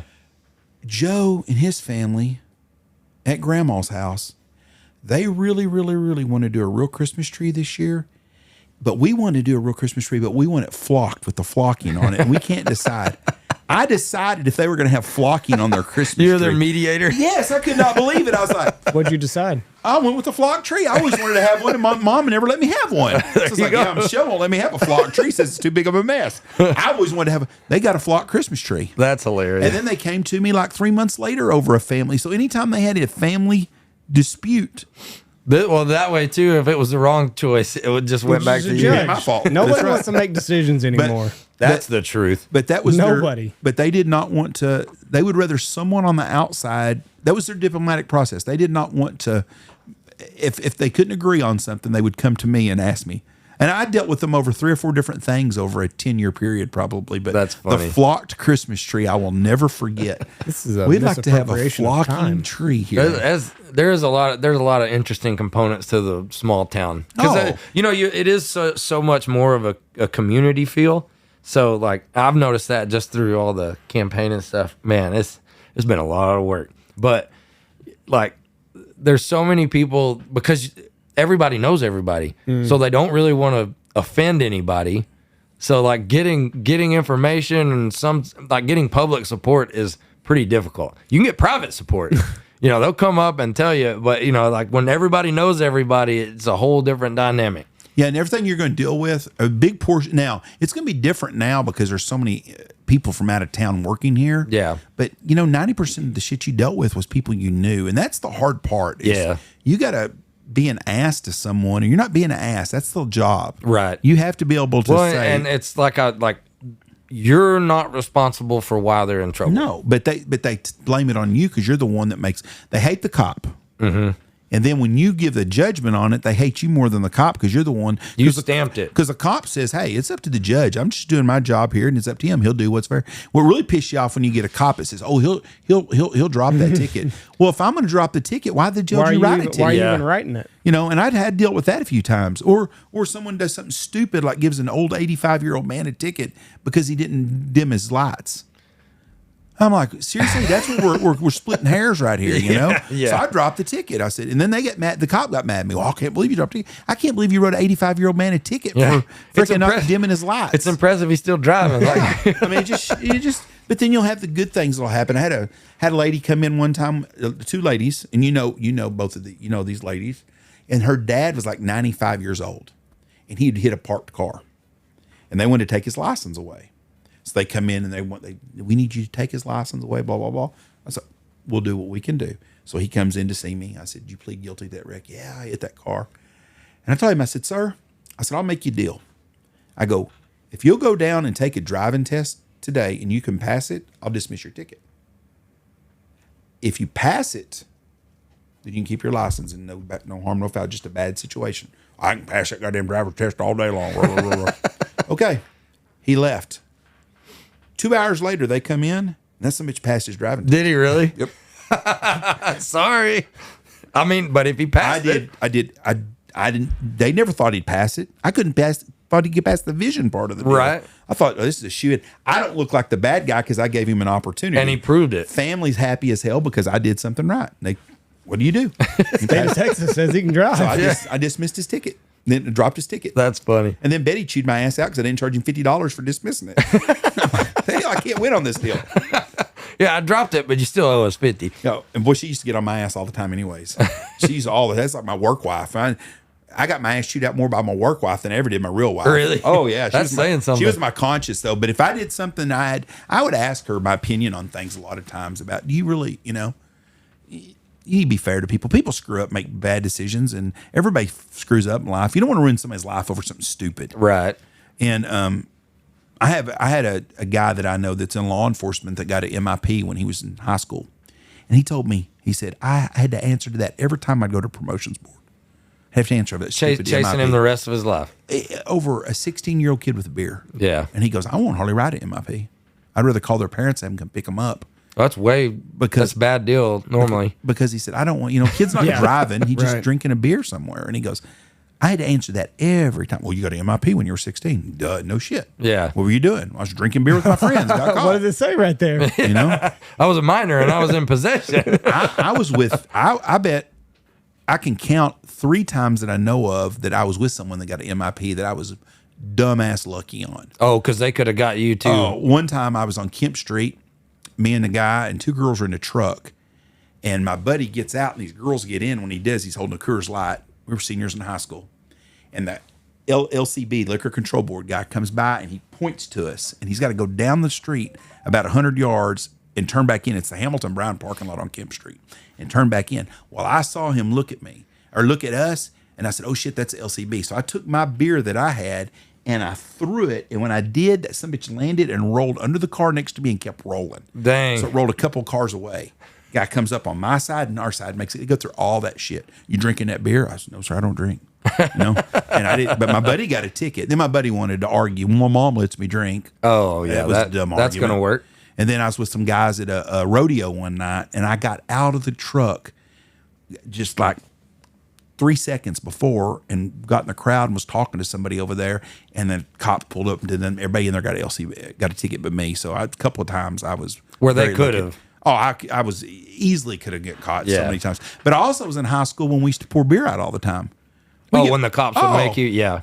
We'd get pulled over and he'd be like, "You guys got any beer in it? Cooler back there?" And look, ah, damn it. Well, I've told you, I'm going to tell your dad, Jeff. Y'all pour, and we'd have to pour beer out. And just boom, boom, boom, boom, boom. God damn it. Yeah, Y'all sober They enough don't to- do that now. No. It's high risk now. No. Oh, because they get in trouble. But which one of you boys sober enough to drive home? Yeah. By God, you take your ass home right now. And if I catch you again, yeah. But it was that way all the time. But people didn't sue people. Yeah. They didn't have body cams. Yeah. Or dash cam. Yeah, none of that shit. So if we had an accident later, they wouldn't be liable. If you're a cop and you let some kid go who's drinking and he has a wreck and kills somebody, It's you're on the liable. cop. Yep. Yeah. Nobody has any self-responsibility. No. Which he shouldn't let you go if you've been drinking and impaired. I got no problem with that. But call their parents. But there's just a lot of things you could do to make life so much easier. I want to go back to the deal before we get off of here. Burns Flat School had 1,700 kids. Christmas break started. Christmas break ended. 250 kids in the whole school system. Whoa. That's crazy. That's even worse than what you were Yeah, saying. 1,700 to 250. Wow. You know, and you know if there's, so I did the math, 1,700 kids, and you got 13 grades. That means they had like 140 kids in per class or something. So they probably had 4 classes. Now they've got 20 kids with 4 classes. They got 5 kids in each class after that. That's amazing. All because that thing shut down. The government closed down all the B-52s that were there. Well, and you know, that is one thing though that I've noticed. Like there are a bunch of kids in, but so many of these construction workers are single guys. Yeah, the people in my Younger. rent house it's 3 dudes. Yeah, so I don't think we'd have to worry about something that drastic happening. Right. But at the same time, like how far fetched? Like I just try to think. I don't know, but you know, if they're investing $1 billion per building that they do, and they're going to staff that, like it would take something insane for them to just shut down. Right. On that much capital being invested, because it's not like you can resell it. That's government. Yes. And that was government was getting lobbied to go somewhere else, like some other Air Force base or did something. I mean, Yeah. they do that. How much, look at all the damn remodeling they've done at Dice and Shepherd, and then they close it. I know Shepherd don't have a hospital no more. There used to be a hospital at the Shepherd. Really? They don't have a hospital anymore. And I thought, why would you? All these people here at this training base, they don't have a hospital anymore. Yeah. But the government does weird shit. But Google and stuff, they're not closing these places down. No. So what does this even do? Like I can't fully grasp my head around what a data center does. Like every time I turn on my phone and go to Instagram, part of the information goes down there. It's like all the cloud storage of the internet, and it's just so mainstream. That's for the fundamental part of the data center is typically storage of data. But then there's also data centers that are also Bitcoin mines, and those Right. are the ones you hear about that are so loud, messing with people's mental state and stuff, because those computers, I guess, run at a higher speed or whatever, a lot more intense. And like the way I understand the AI data center is it's a highly secure facility because it could be storing anything from a stupid video I make to our medical records that are cloud storage from the hospital. Yeah, Then- Boeing might pay them $10 million a year to store files. And then the AI part of it is it takes a massive amount of processing to do what we can do on every time you type into Chat GPT. I'm the way I understand it, I don't think it's our phones doing that processing. It's these data centers. Our phones are the conduit. Right. And that's why Elon Musk was talking about there will eventually be a phone that is connected and it has no apps, no anything. Everything is handled through AI. You just tell it what you want. Call so-and-so. The AI processes it and it calls. Like that kind of stuff. Did you see what he said? So he said that there's going to be not universal basic income, but universal high income. That Where would he's be He's like, he's like saving now. He's like, you don't need to save anything anymore. He's like, in 20 years, Well, I'll we're believe gonna that be when I such see a it. we're gonna be such a rich country that like everybody's gonna have high income. Like, poverty will be no more. I look at that two ways. Like, because first, anybody would be happy not having to worry about money anymore. Right. But what the hell do you do all day? Yeah. Where's your purpose? I'm a Christian man. We're Christian.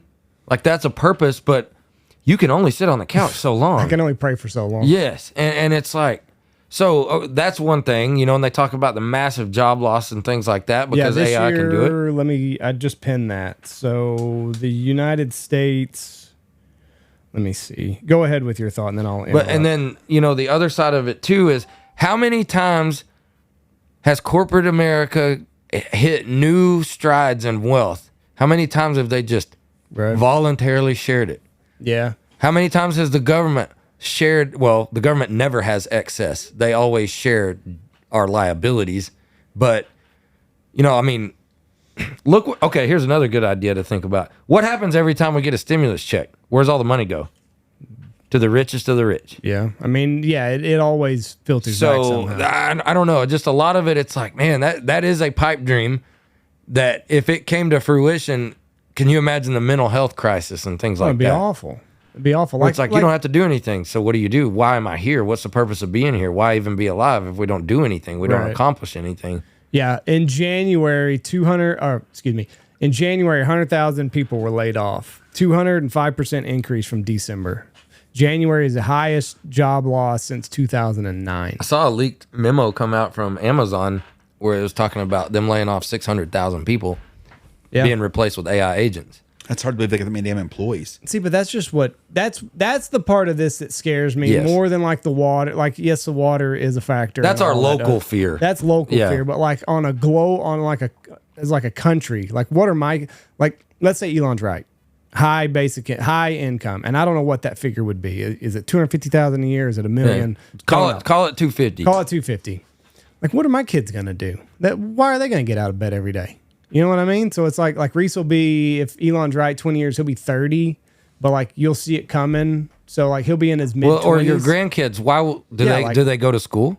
Yeah, like we don't need anything. Like, why do I gotta be smart? Yeah, but you're gonna have to have. What do you gotta have? Well, who the fuck's gonna serve Starbucks to you? I don't. If you're getting $250,000 a year, who's going to take you hunting? Who's going to take you fishing? Right. I mean, people want to do shit. Right. I can understand a robot building a boat. Yeah. We went to that McDonald's in the Northeast, and there's like, you don't even go talk to anybody to order anymore. You go to the kiosk, and there's 3 people back there. That's all AI. Like, what's it going to do to the burger flippers whenever McDonald's figures out, hey, we can cut out all the burgers, flippers, and the fry makers and just replace them with these with AI. Yeah, with robots that does it all. You're gonna crash. There's gonna be jobs. There ain't no plumber coming out to your house that's gonna be a damn robot. At least not for a long But like time. we've talked about, there will be jobs, but it will be, the workforce is going to be gutted by like 75%. Instead of hospitals having like an x-ray tech, you just had something done and the x-ray tech was bragging about how AI now has something, you just walk up and your x-ray's done. Like, you don't even need them. They can take you. How many people check a patient in and you got to go get your weight done and your height and your blood pressure? They told you that's all going to be AI. There's got a cuff. The medical field, just in the last 20 years, is amazing because the other day I got an MRI or something. I can't remember what I had done. But anyways, they bring a little portable thing to your deal. You used to have to drive to a place in Abilene or Wichita Falls for an MRI. Stick you down a fucking tube and stuff, and they can do it. Or it was an X-ray. Oh, chest X-ray. No matter what you go to hospital for, you got to do a chest X-ray. Broke my foot, we got to do a chest X-ray. They get an extra $1,000 out of Blue Cross Blue Shield or whatever it is. But it's a portable thing now. You don't have to go to a room and do shit. They just bring it right to you. So it's amazing where we've progressed in medicine. So yes, AI is going to affect that stuff. But I just see the workforce being like 75% of what it is. Here's a flip flop. Okay, this is like the sunshine and rainbow side of it. Let's say the universal high income comes out and like medical costs go to nothing because surgeons are robots and things like that. And that's what Elon said. I think, the only way I can make it work in my head, it would be a massive shift. Like our generation would struggle. Theirs would struggle. The younger generation might not because they would not know the world as we know it. So let's say everybody money's not a thing anymore. You have everything you need covered. Money's not a thing. What do you want to do? Yeah. Like, what was it in ancient Rome? They talk about why we don't have any more crazy art and sculptors and things like that. They were doing so well that people had leisure time. Right. Well, when you have leisure time, you become creative. You start making things to do. So maybe, I don't know, that may be, but like, I think we won't be able to ever adapt, I don't think, because we're already hardwired to the grind. You got to hustle. You got to get the money so you can pay your bills. Make sure you're saving money so you can retire one day. Put some money aside for your kids to go to college if they want to. Blah, blah, blah, blah, blah. If all of that went away, we'd be so lost. But if like our kids were freshmen in high school when it happened, I know that's earlier than they projected, but if they were, everything would change before they got in. I don't know. The whole thing I can't fit in my head because the first thing I think of is like we were talking about. What are you going to do all day? And it's like, well, okay, I can afford to go do what? And then all of a sudden, everybody wants to go fishing. Everybody wants to go hunting and do things outside. Well, there's not enough lakes and crap for that. Right. For everyone to do it. Yeah. And I don't know. The whole thing's, I can't even fit it into my head. And then you throw in the fact they don't even really know how AI works, the language, the learning language models or whatever. See, and that's another thing. It's like, I don't know if I'm dumber or if I'm smarter because of all the technology that's out there now. Like, I definitely don't think I retain information like I did a long time ago, just because it's like I can look it up again. Like, I don't need phone to know numbers. this. Right. Yeah. It's all right here. But like, I have noticed with my 11-year-old, I don't know is not an answer anymore. Like, hey, what's the dark side of the moon? I don't know.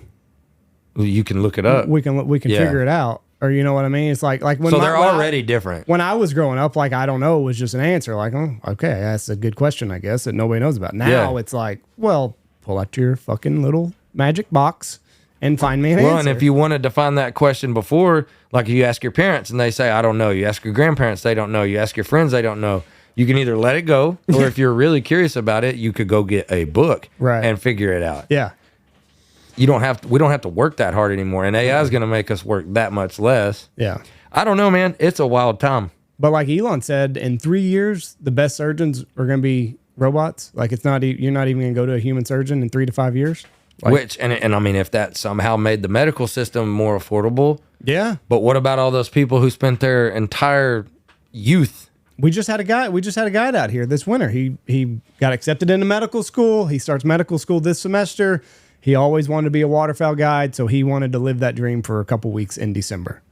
He told us he'll have 7 to 10 years of schooling. So like, let's say he graduates, he's gone through he goes through his residency, and like halfway through his residency, like we have no more use for surgeons. You think the banks are just going to let that loan go that he took out that he's $250,000 into? I think it's going to be like, oh, sorry about your bad luck. We didn't see surgeons being on the chopping block. Well, I hope they use the AI to some good things like research scientists and do a lot of stuff like that with it.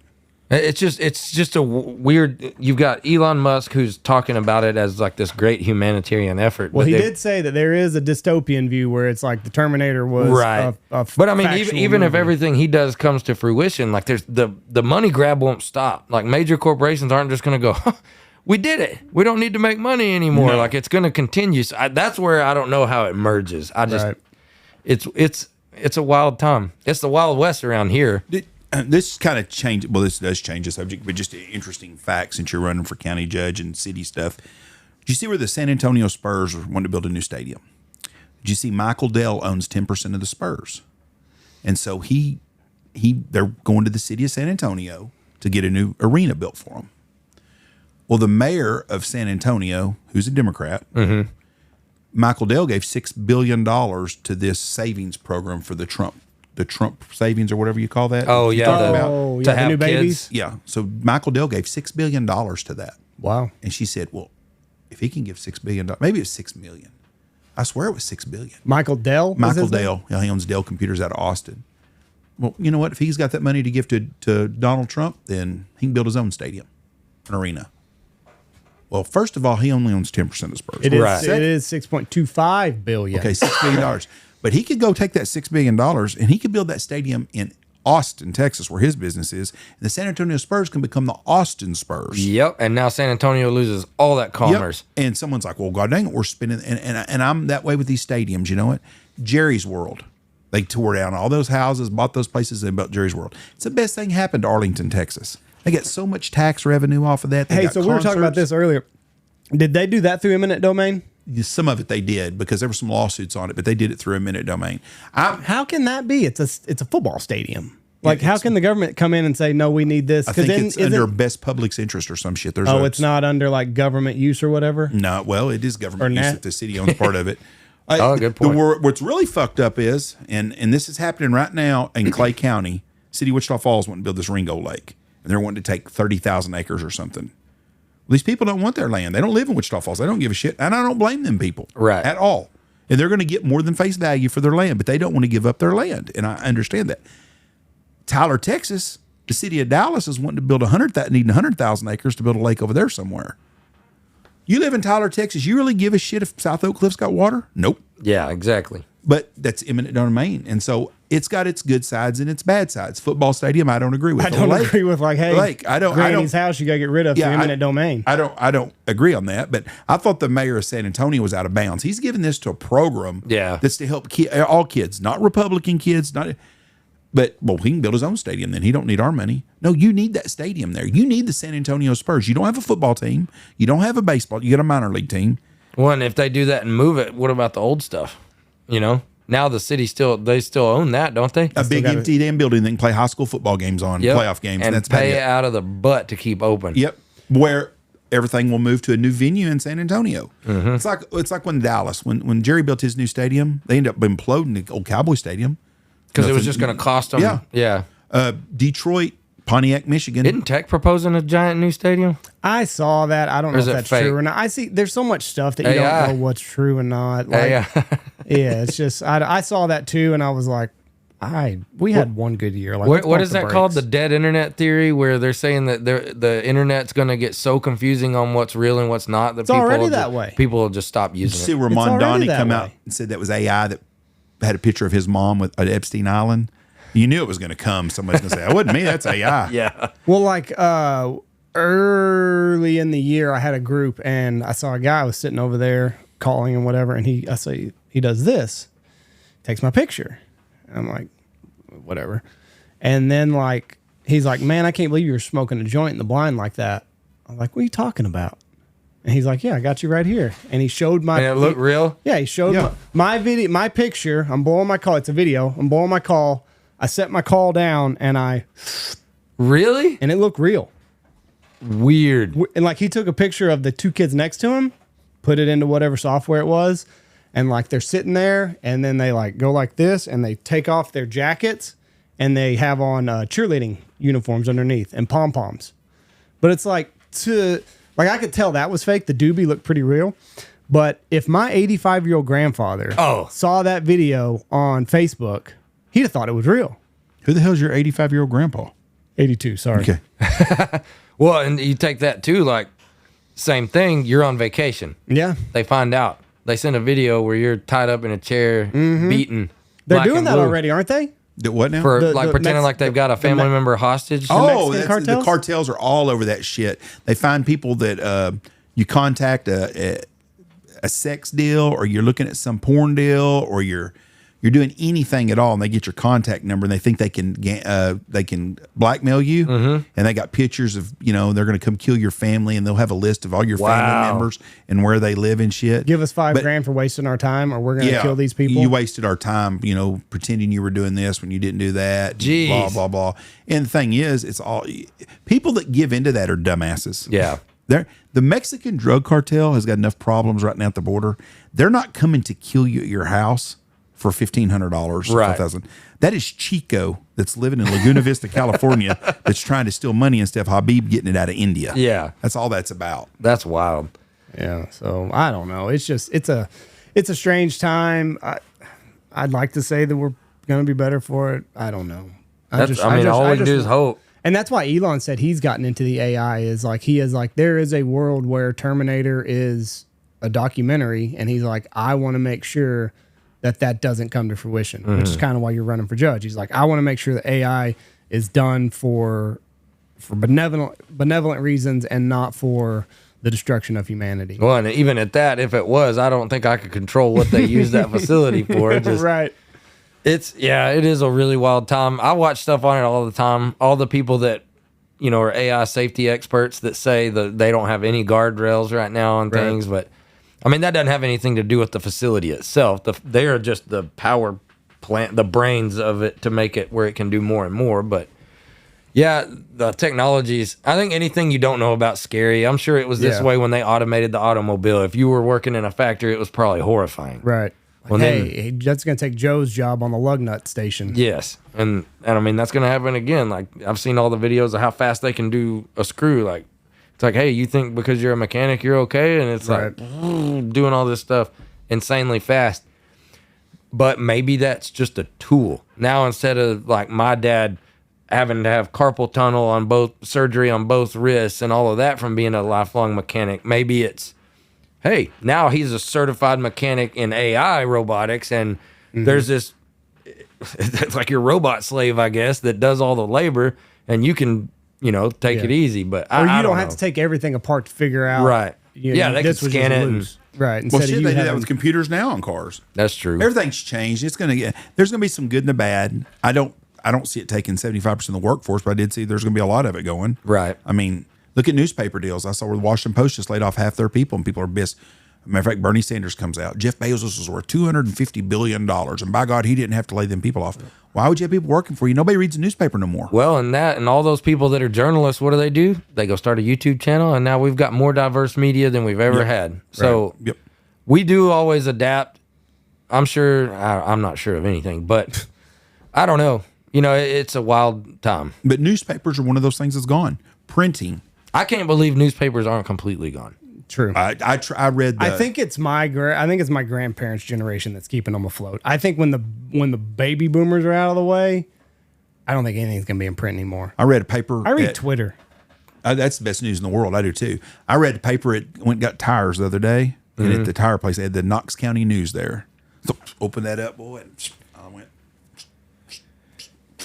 Yeah. Nothing to read. But that does kind of suck though, because like I can remember when we were in high school, and like they would always. Every week would be the last week's football game. Yep. Who got in there? Who got their picture? In the football? Right. Yep. So like that was a big thing in our little town. Or now it's Facebook highlight reel. Right. You can watch part of the game. If one of the parents put it together, you already know all the picks. You don't have to buy the big. What was it? The Dave Campbell's. Yeah.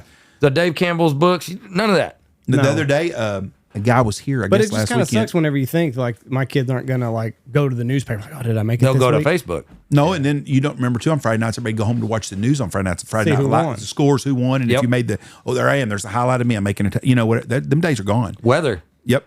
You had to turn on local news, see what the weather. Man, it looks bad. Turn on in little corner. You're like, come on, turn this stupid show off. I don't want, and tell me what I need to prepare for. Now you can have 15 different apps on your phone and have the same feed as probably some of these meteorologists that are doing the weather reports. And watch 8 different storm chasers. Like, oh shit, I see Haskell. Better cover. Yeah, and half the people in Knox County and Haskell County are watching me with your meta glasses. Yep. Oh, I can't wait for the meta glasses. I'm gonna wear that, boy. I can't wait. How long? It'll be a lot easier than the cell phone. Where's the microchip go into in those things? Do you know that yet? I don't have a clue. But like, it's got a store somewhere. It may just be internal. I don't know. Or there's probably how do you upload? Oh, there's something right up top. How do you upload your videos? It goes right to my phone. So it's using your phone. It's using his phone. I push my phone and it uploads all the phone. Everything you do goes right to it. You did that live feed to test them. No. It wasn't live. Oh, you recorded I recorded it and then put it on my phone. Gotcha. I don't know if I can do live off of them. I got a lot of learning to do on that. I don't know if I'll be able to do my live chasing with them, but I'll be able to wear them and when I'm getting on storms and stuff and download. I'll still do my live. Be a lot safer too, honestly. Oh hell yeah! Because right now he's like doing this. He's looking at radar. Like he's turning on his camera. He's doing this. He's halfway like looking up like that to read. I don't trust nobody else on radar. Now he can just be like Meta. Yeah. Record. Harry was the best navigator that I had, and Tony was pretty good on the radar. Tony sucks at navigation. I mean, absolutely fucking sucks. Like we're driving down the road 70 miles an hour. Turn here. Like, what the hell? You couldn't have given me like a quarter mile, And so creeped up on me. Yeah, but he's pretty good with the radar. But I mean, I've got guys that I would chase with that are pretty good on radar and stuff. But I look at all of it. I like to know what's going on. But Well, because just you can things will also make get life yourself in a bind. real quick. Yeah. If you don't know what you're doing, and I really don't know what I'm doing, I'm just pretty good at following everybody else's shit. There's a no driving somebody right there. If martial law is declared, are you the highest ranking official in Haskell Yes. County? The highest, yep. You be king of Haskell County. It'd be a very burdensome position to be in at that point. Think about COVID. Yeah, Kenny Thompson had to decide on mask mandates. He put out like COVID counts on how many active cases, whether or not to tell people to try to close their churches or anything like that. Like you got a shitty job sometimes. Yeah. It's funny. When things are at their worst, that's when the job's the worst. We had a small town mayor out here, and he called me one time, and he's like, you know, you can declare martial law if this. We had something going on. He goes, you know, you legally could declare martial law. That's not happening. Yeah. What if you declared it? Who's your force? The PD?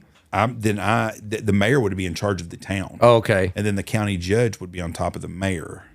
Things that have to be wild for that. But I mean, yeah, but it was just something I thought, boy, some people do not need to be. I mean, no, it was not. You're even, already it thinking about that major, and I was like, this guy's waiting for something to pop off. You know, he's all, I'm gonna call to declare martial law. I've been reading about prepping books for the last 15 years, and I'm ready to do this. There's a lot of responsibilities that people, you know, you've got to. You have the emergency You might have to preparedness. evacuate a town. I mean, there's a lot of things that your decision is going to be based on, and you're not going to have a committee there. And you got to have someone with common sense. That's why you make a good one. You're not a common sense. You don't have a hot head, and you got to be impartial to things. Yes. I mean, you can't do nothing personal. No. It's all got to be what's best for the community. Well, what's crazy is like you think about COVID, something like COVID popping back up, and it's like, shit. I think that genie's played out. No, I was just saying if it was like actually bad and you tried to play like it's the same or right. What Well, about like a bubonic plague type shit? Yeah. Yeah, I mean, it's just like I think you would have a hard time getting people to mask up again in the 6 foot thing. But like if it's like legitimate, you're like, no, people, and like you can only go with the information that you're given, and like everybody out here was given the information that like, no, this is deadly, and like you got to stay 6 foot away. And I mean, we holed up for 2 weeks. We did. I think most people honored that 2 first weeks. one, and then it was like, okay, all right, this isn't working. Okay, and then it's like, then you start hearing all the doctors speaking out that a surgical mask, it'll stop some virus, but it's like throwing a handful of rice at a chain link fence. we were skiing the other day. Got on the elevator, getting off the elevator, 3 people wearing masks. Really? California. It's Colorado, so it's like, Yeah. They're California people, though, I bet.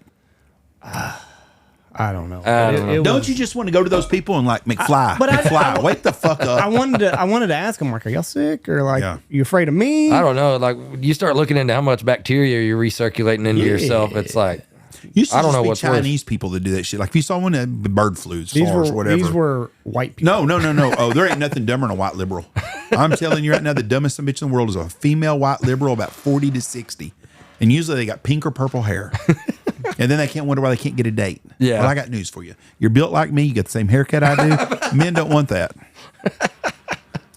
Well, now that we have totally tanked your chances of becoming a judge, when is the? I didn't say it. When is the election? People on Haskell agree with that.